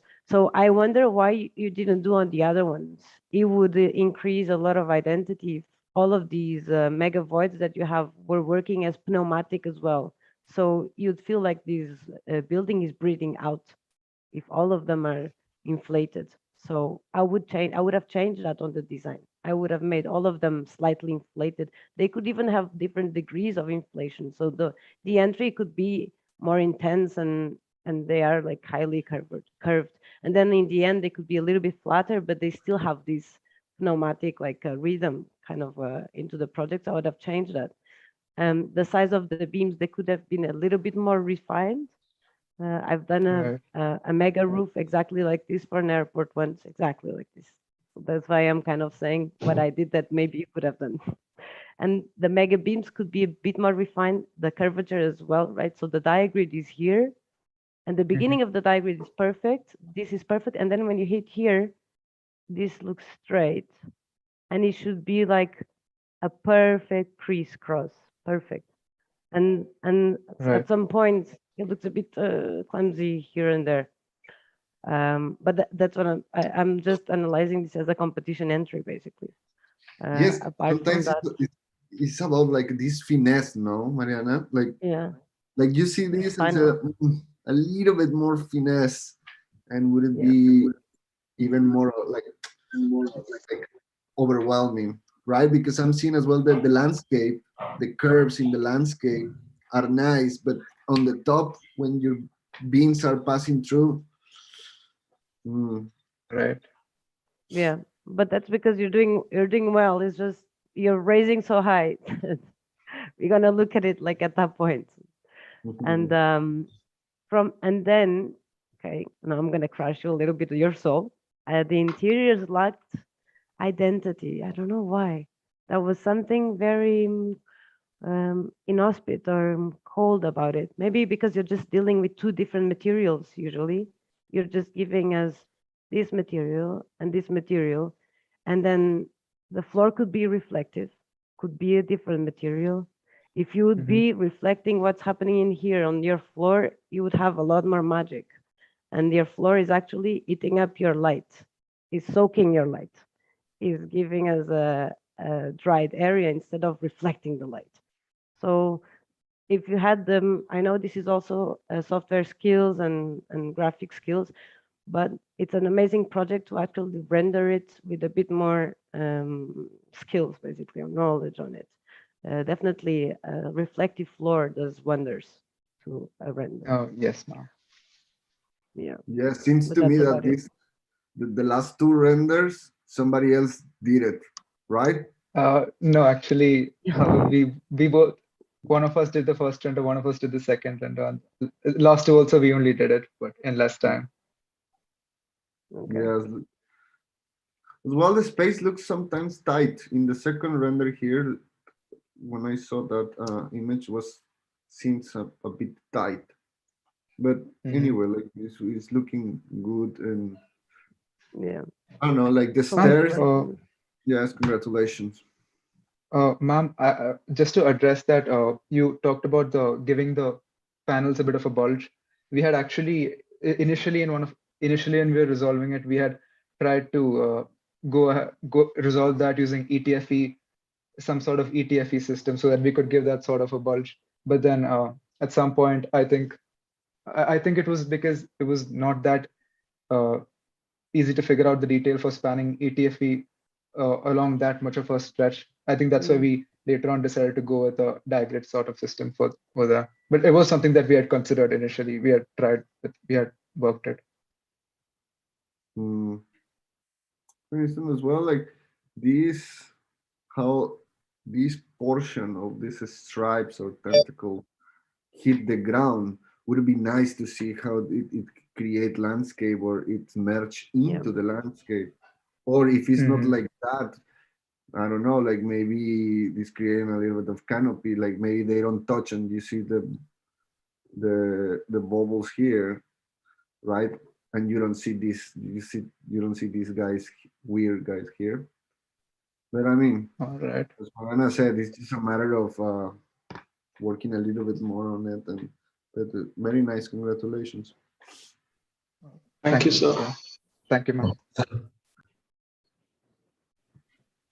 Thank you, Group 7. It was really good work. So, yeah, with that comes the end of the presentations. Maybe we should take a small, we should step into a breakout room and then get back and give the final comments to the studio. So, should we do that, Edgar and Mariana? Yeah. Yeah, I'll just share a breakout link. And Monish, just sorry. Would you want to wrap up once and then take the break? Yeah. What should we do the comments first and then break out so that we can finish the other? We'll just finish, and then close it sure. and then move on to the break. So, yeah, as you suggest. How Sorry, would can you I prefer, like ask something, Monish? Do you have a last PDF to see the whole 7 projects together in one image? No, you don't have? Yeah, we can share the. We can share it with you. We can share it with you. Like just put one image to, we can see the whole, all of them in one thing. Okay, we will organize that in the meanwhile. So, Diljotpal, can you just collect some images and then just put them together to share with the jury. Soumia. Maybe the images they shared with us this morning, they can put them all in a sequence group wise and send it. Yes. Yeah. The comparison. I think that the level of your students is quite nice. Yes, it's insane. I almost forgot if this is fourth year. I kind of wonder, like, did I forget what the fourth year should look like? Because it looks like the end of the graduation. Yes, like that's really good to hear that. I mean, I know that like India is always generating a lot of great architects. I think every Indian guy that I know or women that I know, they have a lot of knowledge, very skillful. And to see these guys at their age is quite overwhelming, man. Especially some of the students, actually, I think almost all of them had the kind of tools and skill set were, I wouldn't at a very initial stages of computational design, but then I think they managed to put in a great effort into upskilling themselves and, like, holistically on different aspects of the design, communication, presentation, and all of it. So, yeah. Maybe something that I would say is like, I know that this contemporary approach of architecture and these big offices that we are involved, we do crazy things, but guys, don't lose this sense of culture, because, like, I mean, you have a lot of bunch of culture that you express it very nice in your projects. For instance, I remember that one day I saw what Monish is doing in his office, and then I was like, this is nice, because he's like so vernacular, and you're using the technology to create certain things, and that is when technology and architecture and culture merge together. So you shouldn't forget about that. All you students, like, don't think form just because of form. For instance, I would like to see like some as abstraction, some images from places of your country. Try to take the narrative from something that belongs to you, and you try to represent in a modern or contemporary architecture. So this is something that we never, as a people from different countries, we should never lose, right? Maybe Americans can lose that, but not the rest. We have exactly the same opinion, and I mean, there's no secret that I am from a very formalist office, right? But there is no way that I do form because of form, and all the curves that are done they are questioned. Why did you do that curve? Also, for other more realistic issues, like that curve will be the most expensive part of your project. So evidently, the first thing they ask is why. Why are you doing a double curve? Why?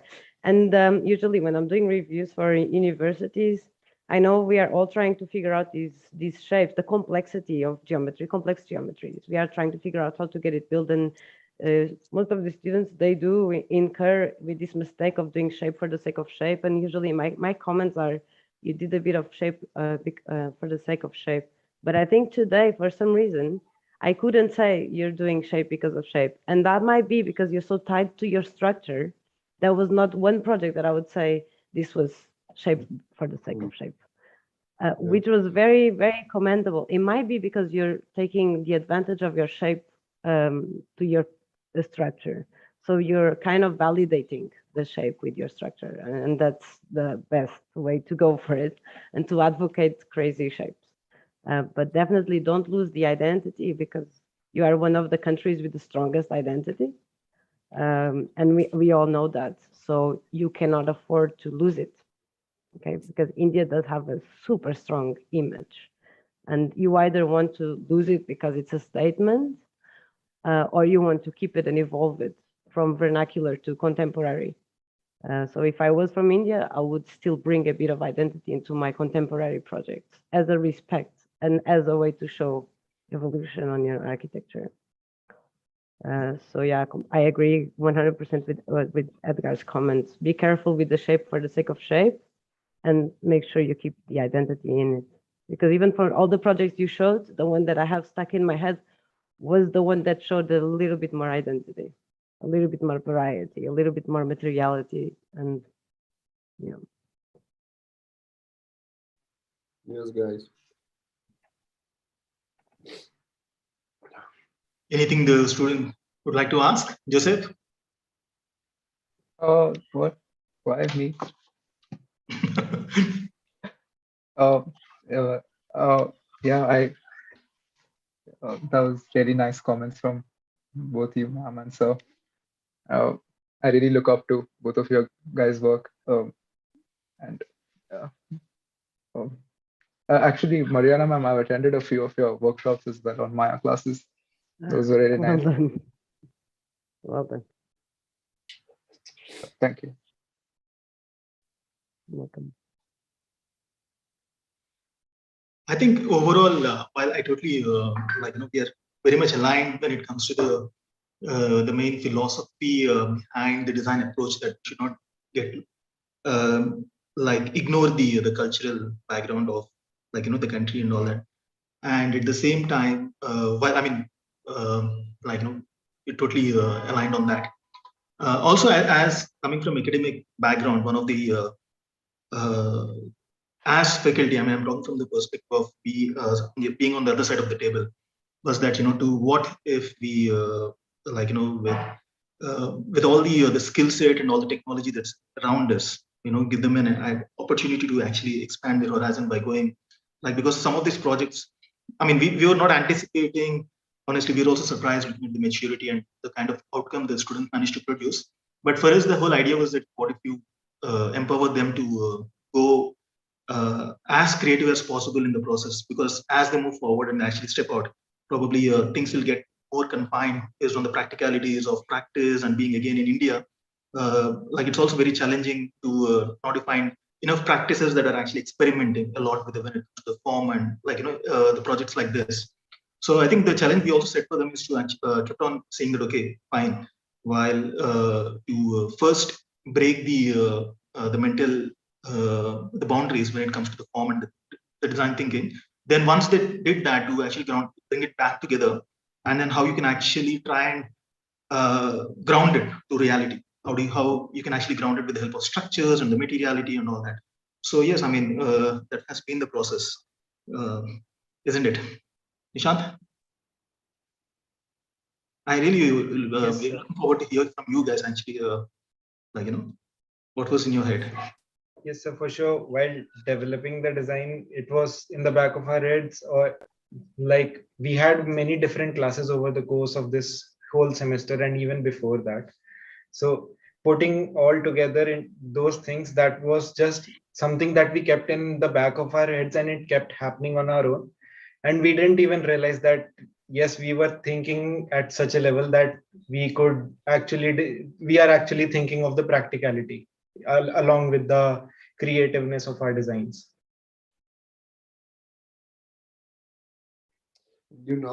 I saw this. For instance, I have it in my mind that why nobody use that corner of the parking. To me, nowadays, I'm thinking put me in very bad mood to give a certain square meters to cars. I hate it, man, and I don't like to see them. I don't like to see the cars. No, and I was wondering why nobody used that, the triangle, right? And maybe because that can give you a little bit of mysterious, maybe in the first comments of Mariana, she said maybe you need something more vertical, right?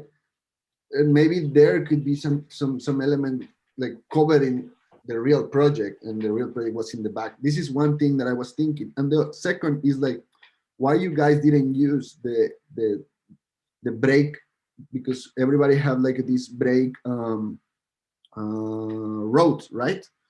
But why nobody put use that brake and have the buildings into the edge of that road, right? Like a kind of bridging the road more directly, or so. imagine that you are passing through that road and what you see, what is the experience. That would be something nice. And the third thing is like, I realized that you guys all did a very nice kind of elevate podium urban space, and was very beautiful in all of the teams. I like it a lot. Yeah, and I think the urban ones probably worked better than the standalone object. I don't know why, but when you were showing the urban, it felt more natural than the standalone object. Both are very valid though, but for some reason, we are all looking for the right typology as well, right? We are going through the project as you are. And then I kind of realized this urban resolution for an expo does work a bit better than a mega pavilion. Yes. Yes. That's why I was a little bit sad about the garden ones, because imagine that around those gardens, something is like your building are 4 gardens, and then underneath is something happening. That would be very nice, no? Yeah, like something intense, like a jungle. Yeah. Yes. That would be. I think that will be my best, my favorite, to be honest, because when I don't know what's the name of the girl, I forgot, forgive me, but she was talking and I was like, this is a very nice idea, it's very cool, but then things happen. Yeah, but it's the hard subject. But for example, identity is also a very hard subject, and I come from a country with a very strong architectural identity, and that made me a bit angry about it. And I just appreciated when I started traveling and teaching like elsewhere, and then I understood some countries cannot afford to lose their identity because not all countries have identity. That's why Edgar said America, because they maybe can afford losing their identity, but you cannot afford. You have it doesn't come for free what you have. Or China, for example, they can afford losing identity, but not your country. Too much tradition. Plus, like like at the beginning, being in math, as a Mexican guy in China, and I was trying to find out like what is the similarities in architecture, even though that we are doing curves and stuff like that. But I was trying to understand the background of the whole situation. And at the end of the day, it's about like how we try to persuade water and then certain materials in the gardens, like this kind of spirituality a little bit, and then ended up in like when I talk with another architects, the same like with you guys, is like we try to do our best and trying to find this like a stamp, because we come from countries that have a lot of culture, so Exactly. that's the cool thing. So exactly anyway, happens in big offices as well. Even the clients that come from China, they have on their brief iconic landmark. It has to be #1 building of the whole world, so that means generic and strong with the big aesthetics. And then I work with for example, the Mumbai airport. I was designing the Mumbai airport with GVK, and they were bringing us jewelry from India, and they were saying, understand our culture, understand the patterns we use, understand. And they kept 1 year saying, this is not Indian enough, this is not Indian enough, and the difference between these cultures. And as architects, you need to respect that. You're working for India and they are telling me, I want to see India here. You go through their culture. You try to adapt as much as you can as a foreigner. But if you work with countries with not so much identity, like China, they just want the landmark. Yes. And that's it. The generic, the one that's like, it's going to put me on the first cover of magazines. So like, don't forget about the country you're in. It is a very particular one. True. That is really good to hear. Yeah. Then unfortunately, the airport is not going to go anywhere, and it was sold to Canada, and we lost the project. But it was interesting. Yeah, it's nice. So I have a question for you, Mariana. For instance, I realizing sometimes I compare our projects and I try to find like why these guys in Zaha will do. because I don't know. I wanted you to clarify me this doubt. I realized that you guys like, of course, in terms of how to optimize geometries, I think Zaha is ahead of us 10 years, or a little bit more maybe. But I'm realizing that the projects are being changing very much. Like a few years ago, quite a lot, I was in Taipei and I saw, I was working for a company that was the LDI from your company. And I saw this building and was not looking absolutely no Zaha. But then I took a moment and I started to see that now the shapes, the curves, the whole like a formal geometry, it's the expression of the structure. And therefore I'm seeing a totally new evolution of the projects. Like right now, I don't see too much curve. I see a little bit more hard edges. You know, like my question to you is like how do you will define now the way that you guys are designing in the office? I could give you a very poetic answer, and probably another director would give you a poetic answer. I'm going to be very realistic on my answer. Yes. I do think that this office is a bit traumatized and bruised by the amount of projects that they lost. And probably 90% of the competitions and 90% of our clients in the past came for Zaha to publish a project saying, we had Zaha doing the competition. It was not winning, but we had it. And then the project I won is the one that can get built. Or you have exceptional clients like the Baku ADAR Center, which budget no one knows. Even in the office, they don't tell you the budget, and that was way beyond, and they could afford to do that. But 90% of the times, the clients come to this office and ask for them to participate to elevate their status and to say, we had Zaha participating, but the one that won is la la la. And when I joined the office, I felt a very bruised kind of environment and a very traumatized environment. So even when we win projects, so right now I'm doing the Shenzhen Tower, we are getting it built. And every day we are fighting for design not to disappear. That's my everyday struggle, is design not to disappear, not to be overly optimized. And it's a fight of the office with the client and not making the curve disappear.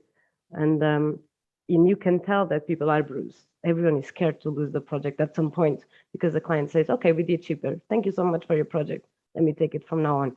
And then you're done. So I do think the office started thinking smart. Like, okay, we need to start building. We need to have projects. We need to have our projects on the ground. There's a huge cemetery of unbuilt projects in that office. And they are the most beautiful ones. I've seen things like, wow. But they didn't go anywhere. It's like a graveyard. Yeah. So now we have to be grounded. Yes. Yeah. Great to hear that. I was always wondering. I've just noticed like these guys are getting more mature. And I think so, but yeah. But the usual comment is not that. People get annoyed. This does not look like Zaha. When people say this does not look like Zaha, and I'm like, I'm working for Zaha. Why would this not look like Zaha? Yeah. What do you mean not look like? And we also need to give a margin for people to evolve and to change and to do cubes and then do spheres and then do circles, right? We cannot be stuck to an identity and to an image. Yeah. Yes, that's completely true. I mean, now that you're saying that, is when I always think about some architect that I can never find like their definition of the style, in my mind comes Gerson and the Neuron. To me, that guys, they build whatever they need to build in every project, and the way I notice is like these don't look like, because they don't look similar than the other. These are Gerson and the Neuron, right? Like this is beautiful. But yes, like I wanted to know like your approach about it, like how this small change or variation in the projects that you guys are doing. That of course, like everybody in the world in different offices, we respect all of you. Very nice, and we see like wow, like it's a big change. But It now is that a you big change, I guys, agree. But also we are different generations. So right now my generation is the one that is designing. So what would we do? Would we like get the recipe of the past and repeat? Or would we just act like 30-year-old, 20-year-old thinking about architecture, you know? And things come out different. yes, that's true. That's completely true. Yeah. I have a question for both the practices, because both Matt and Zaha, you are doing some really groundbreaking work when it comes to experimentation and like bringing in new poetics into architecture through breaking the stereotypical way. You have been doing it for many years and continue to do that. But the challenges, I think one of the groups that we all addressed is about sustainability and materiality optimization for that matter. One is optimizing it for constructability and cost and making it, that's one of the aspects, but also the other one is the growing need for like following the, while balancing the experimentation part of it and creating new experiences, but at the same time also grounding it sustainability and like environment. So how is there any change in the thought process over time when it comes to the philosophy of work or approach to a project, or is there any generally curious about how what's the workflow like when it comes to this aspect of design?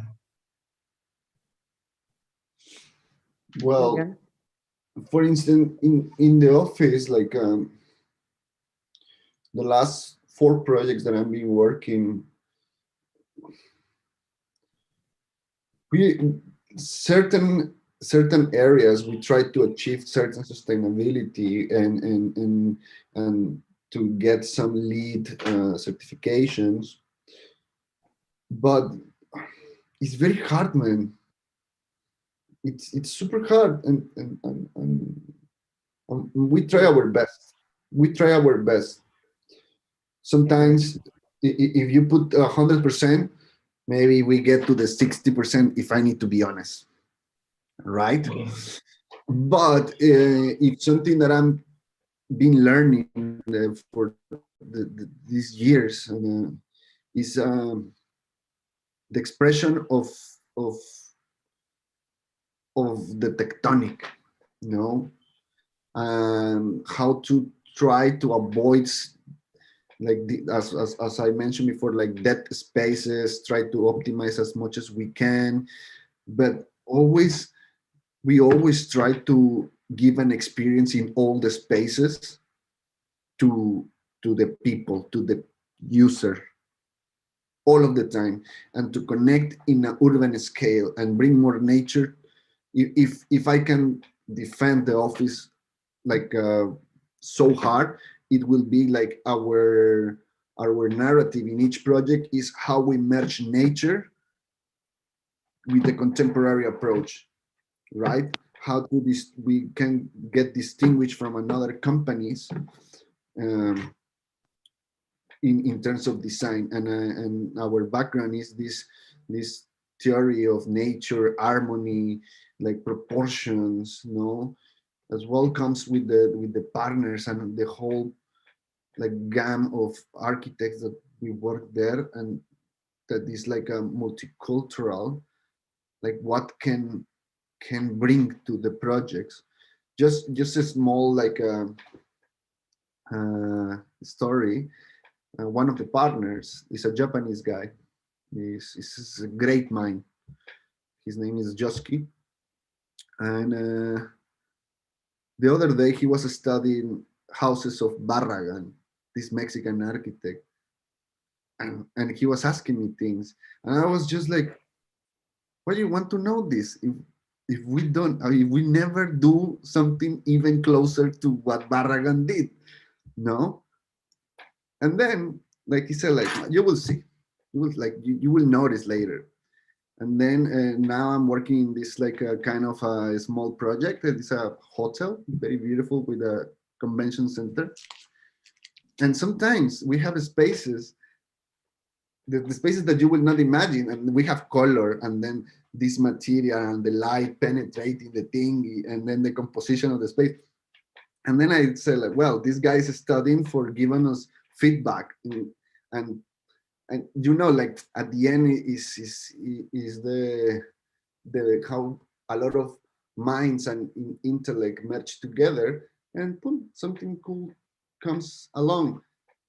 Anyhow, I'm saying all of these things because I think our hard point is that we always try to bring nature to the buildings, like always. From a big office, like a mega corporate office, I think it started to happen lately. These mega clients, the private ones from China, for example, to demand a sustainable building. And it's not because they are aware or they do care about what's happening, but because we were very smart to create awards for green buildings, mega awards. And now they can be #1 greenest. So usually on my briefs now, with China mostly, I have one final chapter saying, our aim is to be on the green list of the greenest building ever created. So this award system worked amazingly, because you would never have them aware or interest on, because they would spend more money on a sustainable building, right? Unfortunately, it's still more costly. But because they will get the award and listed, and it's so commendable, it became an actual demand of a project. So what does this generate? Our team and the office needs to get a consultant for sustainability, answer to sustainability, a chapter of sustainability, and it's good. I mean, I'm not sure if, I kind of wonder if you would have done without the awards, would the office actually do it without a client asking? I'm not sure, because it spends a lot. It is a lot of money, but at the same time, we have so many young people interested and really trying to figure out a solution, that we started having these mega presentations of, we have discovered this tool. This is how Ladybug works. This is how you can get the percentage of glass on your building. And I think we are all discovering as we go, and people are really into it. The presentations are like going and going, and then they have now a huge platform on the kind of glass you would use, or how to do all of these analyses in Grasshopper. And I think this is fairly new, but it's exciting because it is changing. And it's also funny when you see these old people really engaging with it, with the analysis of glass and analysis of solar. I think you will get there. If we keep this award system, unfortunately, like we do with children, you get the cookie. I think we'll get there. Yeah. Also, like the technology is changing too much, man. Like the other day, like I was we were doing a competition in Munich, and Germans can be sustainable as fuck, man. So we wanted to have a very transparent building. 70% needs to be solid. So I need to do a block. No, but then you find your ways with certain materials that you have UV panels inside, or the for instance the columns can become like a wider, or the mullions a little bit wider to get to the range, are tricked, but you know, like it's exciting. Like it's a constraint in terms of design, and that is the beauty of what we do, guys. Yeah, but what you said is fairly new. We had the first brief saying this is the percentage of solidity we want. I was like, where is this coming from? Is this like a new trend? But they do come with a specific percentage that you do need to apply and to reach. And that's why like these gradients of openings on your glass now work so well, because you kind of create a bit of transparency there with the minimum glass possible. But yeah, it's becoming a trend. Even in, like, for you guys that you are students now, like all these gradients or this kind of design that you see always come along with something that we need certain percentage of natural ventilation, or we need to put louvers because the MEP needs air exhaust. So this is the way to get along with these things and design, right? So, but because when you don't think about all of these things, big problems happen in the design. So then you need to rethink, or the design change completely. So at the end, it's a small portion maybe of this sustainability thing, but it's there, and it's always constraining the projects. But then our minds always keep us moving, like how we deal with this to don't affect design. And so that's great. You guys will face in your near future. Fantastic. It's really good to hear the the real challenges in projects to make buildings more and more ecological and sensitive towards environment. While at the same time, how as architects we always try and create these new experiences to start with, to begin with. I think that's all we given a pin, like any project. I think that's how the mind starts to think. But then by the end of it, you really want to balance both the extremes of the novelty and also grounding it at the same time. So yeah, these are really great insights coming from practices such as you doing some amazing work. So I think we are running out of time, so probably we should close. Any comments or questions from the students you like to ask? If they want to ask now, fast. Mariana, you mentioned the Mumbai airport, and you said that it's not getting built up, because I remember reading up about it and about the Navi Mumbai airport that is being done by your firm. Yeah. It was officially my first lost baby. So it comes with a lot of sadness, honestly. That was this mega icon that I designed, and I was really young. So it was when I joined. Then they did the icon, which was the column, 16 times, mega. So I was taking care of that with all of my heart and my time. But then GVK had some private, it's not private, it's actually pretty public. They were kind of having a lot of shell companies to avoid taxes. And they sold this airport to a Canadian project company, private company. So probably they will not hire Zaha for the airport, and project got lost. But which is fair because it was very expensive, extremely expensive. So in a way, I'm very sad, but at the same time, I do think it was the best solution for your country. So that's my personal opinion. That's pretty sad, because I was really excited about the project because it's in my hometown. So How old are you? 14? Group. Sorry? How old are you? 22. You look super young.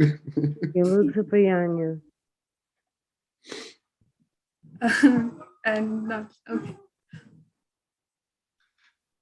Come on, guys, this is your last chance to interact. We expect a lot of questions. Ma'am, I have a doubt. So you mentioned that a lot of Zaha projects get shelved. Is it? It's probably a stupid doubt, but is it the geometry of the designs that makes it get shelved, or is it like impossible to work around with different materials, or like some structural system that makes it less expensive? Or is it solely the geometry of the designs from Zaha? I don't know why we have this idea of geometry not possible to get it built, because all geometry is possible to get it built. It's just a matter of the budget for the structure. A space frame works on every geometry nowadays, so it is you can solve every project that Zaha does, especially engineering wise. Don't forget, this was a woman that knew about mathematics, about structure. Her design she could afford because she understood what was happening behind. So the buildings are solvable. They are just extremely expensive because we are too used to do architecture that is 90 degrees. Like since the Stone Age, we decided that 90 degrees is the way to go. And we stayed around with 90 degrees. So every construction or every contractor knows how to do 90 degrees for very cheap price, because I mean, it's been centuries and centuries. So of course they know how to do it, and it's going to come cheaper than doing the organic shape, which in my personal opinion, it is the one that is closest to nature, and it's the least artificial one. It's not 90 degrees, it's not very natural, right? It's very artificial, but we stayed with 90 degrees. So everything that goes against that will be more costly, because not everyone knows how to do it. And not all structures are ready for that. So everything is bespoke. And I think it will happen naturally whenever we make it more mainstream, when organic shapes is mainstream and is normal, and the guy around your corner can get your rounded building like this in the same speed as the 90-degree project. So it will be a balance between one and the other one. I don't think it will be mainstream during my lifetime, probably later. But I think we are trying to make it a bit more less artificial architecture and more organic architecture. Even for sustainability, I think there's something there. Yeah. Thank you. I had a question. So I wanted to know, like, you both are from really big firms, and they all have this identity that you see a project and you instantly know, who came up with it. So how does one create an identity? As in, how do you have a design language and then you follow it across all typologies of projects? It's not always identical, but then you always have this, character that you. I'm sorry. Yeah, like the character that you maintain throughout the typologies. I just wanted to know, how does one, go about, having that identity.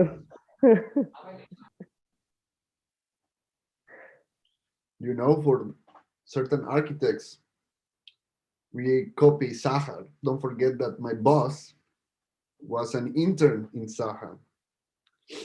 Really? But the guy figured out his way, and as well, this is quite very personal. Maybe Mariana can say yes or no, but this is what I think. I think that like Zaha, well, I will talk about us. Us, we are not so parametric distinguished. No, we still keep the artistic approach of the projects, because the scale can give us that chance. Let's say, like, if I do a rock or a small blob, and then the curve is going very smooth, and then suddenly is a gesture that changes a bit that perfection of the curve. This is us. This imperfection in the shape, that is the imperfection that we are creating. No, or this sudden change of direction, we know how to do it, and it's quite hard to understand that and to design it. It's when it's like when you are going to do pasta. You know that you need to boil water and put the pasta, wait for 4 minutes, whatever, then put the sauce, right? So like the rules are there. So it's like in theory, we have certain elements or certain concepts that we all follow, like imperfect curves, right? Nothing symmetrical, good composition, gardens. We have a quite few bullnose, like these edges. We usually don't use so much hard edges. I think like now, I don't know, I think we don't use hard edges. We try to avoid it, but sometimes it's needed. And yes, like we do a lot of cultural projects, and And we always try to put, we always try to find the value of architecture in each project, because we could do whatever project, but we try to give it the value. And that is quite nice. Like this is quite nice, and that we still try to keep it very artistic. Even when we do certain designs, we try to do manual models and this plasticity, and use our hands and say like, okay, maybe this can work or not, and blah, blah, blah. And then sometimes we 3D printed and sometimes no. But as well, like we try to do that. We try to have it imperfect. We use a lot of grasshopper, but in another things, of course, in the rationalization and optimization. But in terms of design, it's all come from a sketch and how to move the geometries and the Maya and the meshes, right? How to build it. We use Maya and Subdi as well. I think Mariana does that. And yes, I think this is the way. Pretty much.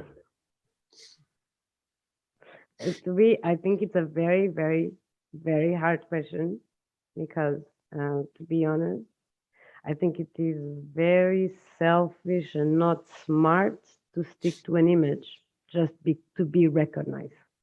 And that really bothers me, because we are not artists and we are not doing a painting. So if you are just there to put your identity and put your trademark just for the watermark on your project, how much of culture are you really respecting? So at the same time, I think I also need to acknowledge that I'm privileged to be in an office that has an image, so it also helps. So I'm kind of saying that it's bad, but I need to also acknowledge that it was good for me. Since I was very young, I, for example, I'm completely against tattoos, only because I need to know that I have total freedom to contradict myself, to be completely different. In 5 years, I'm not this person, I'm whatever I want to be. I have that freedom to change. And when you say I'm this, and you need to be loyal to I'm this, you will probably make a lot of more mistakes. You won't be adapting. This is not smart to say I'm this, and I'm gonna stick to this till I die. So be careful about the identity thing and looking for your signature, because it might come as something very selfish and expensive. So it's dangerous. And that's why in the beginning we were talking about how Zaha is changing, and I'm very happy that I'm in an office that is not saying, here's the recipe, stick to this. Yeah. Or this is how we did it before, stick to this. They tell me literally, do whatever you want. And for example, the most used sketch is the pixels, which is boxes. Pixels is the big thing. Completely non-Zaha, but it is cheaper, it makes sense, it looks MVRDG, which I completely hate, but it's valid. It was for that site, it was for this program, it's valid. It doesn't have to be what we thought Zaha was, or the image that Zaha was. It is free. It is free to evolve. Yeah. So yeah, be careful about this, looking for a signature and watermark. I think you know which signature you guys should have, that I always with the interns or junior architects. Like you always need to be organized, dedicated. Don't think that you are having a work, because architecture is our lifestyle.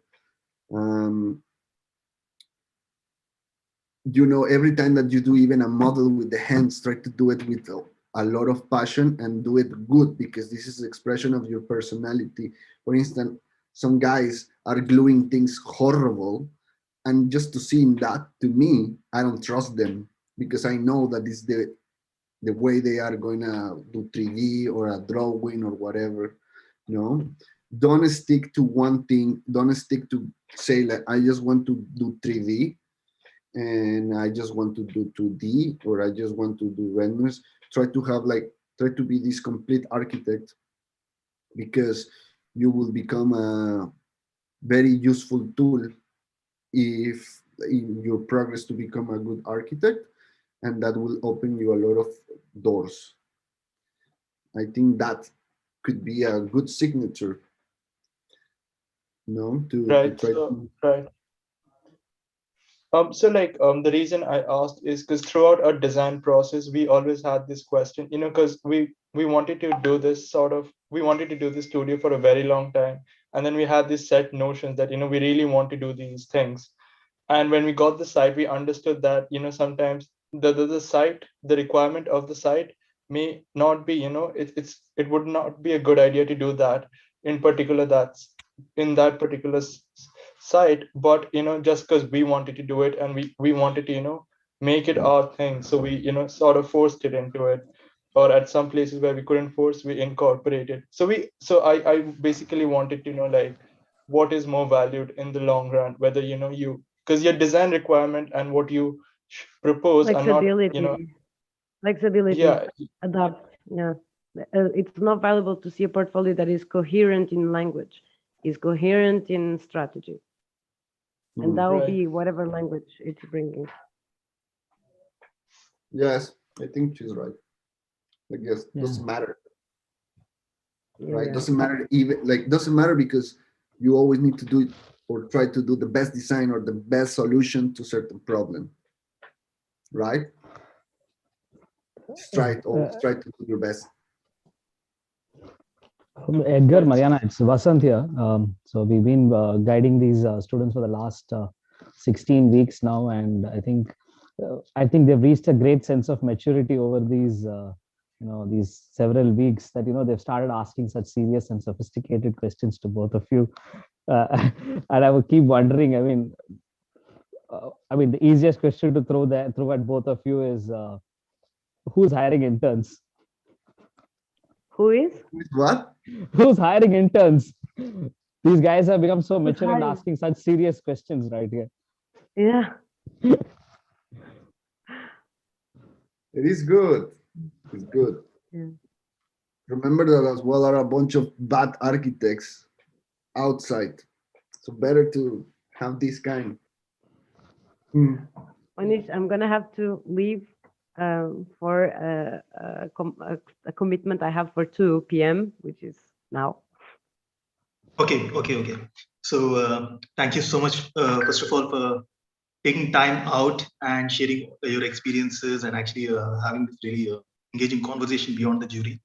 I think we all really learned a great deal about not just the submission and the last span expo, but also beyond, learning from your experiences and how you actually go about your thought process back in the studio. And I think that's a lot of things to learn for the students. Thank you really so much for that. Yeah, I think we really hope that you enjoyed the last 4 hours, and I can consider this actually worth your time that you gave for the jury. And really, I think I'm sure they must be having a lot of questions, but with this, we would like to conclude.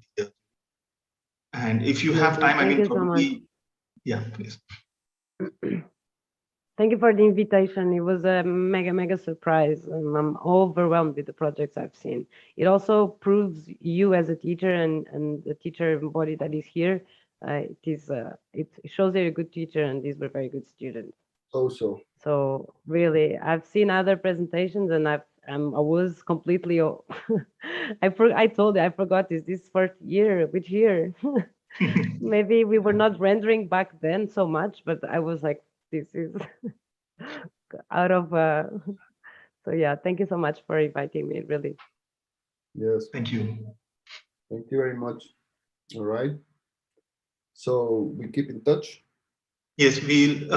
Since you're running out of time, probably we will just send you the presentation. If you can just give us a score on this thing, we'll reach out to you about that at your own pace and time. We would like to just wrap it up with the formal work. Okay. Great. Thank you, Mariana. Thank you, Edgar. Take care, everyone. Have a great week. Thank you. Thank you. Thank you, sir. Thank you, sir. Thank you, sir. Thank you, ma'am. Thank you, sir. So,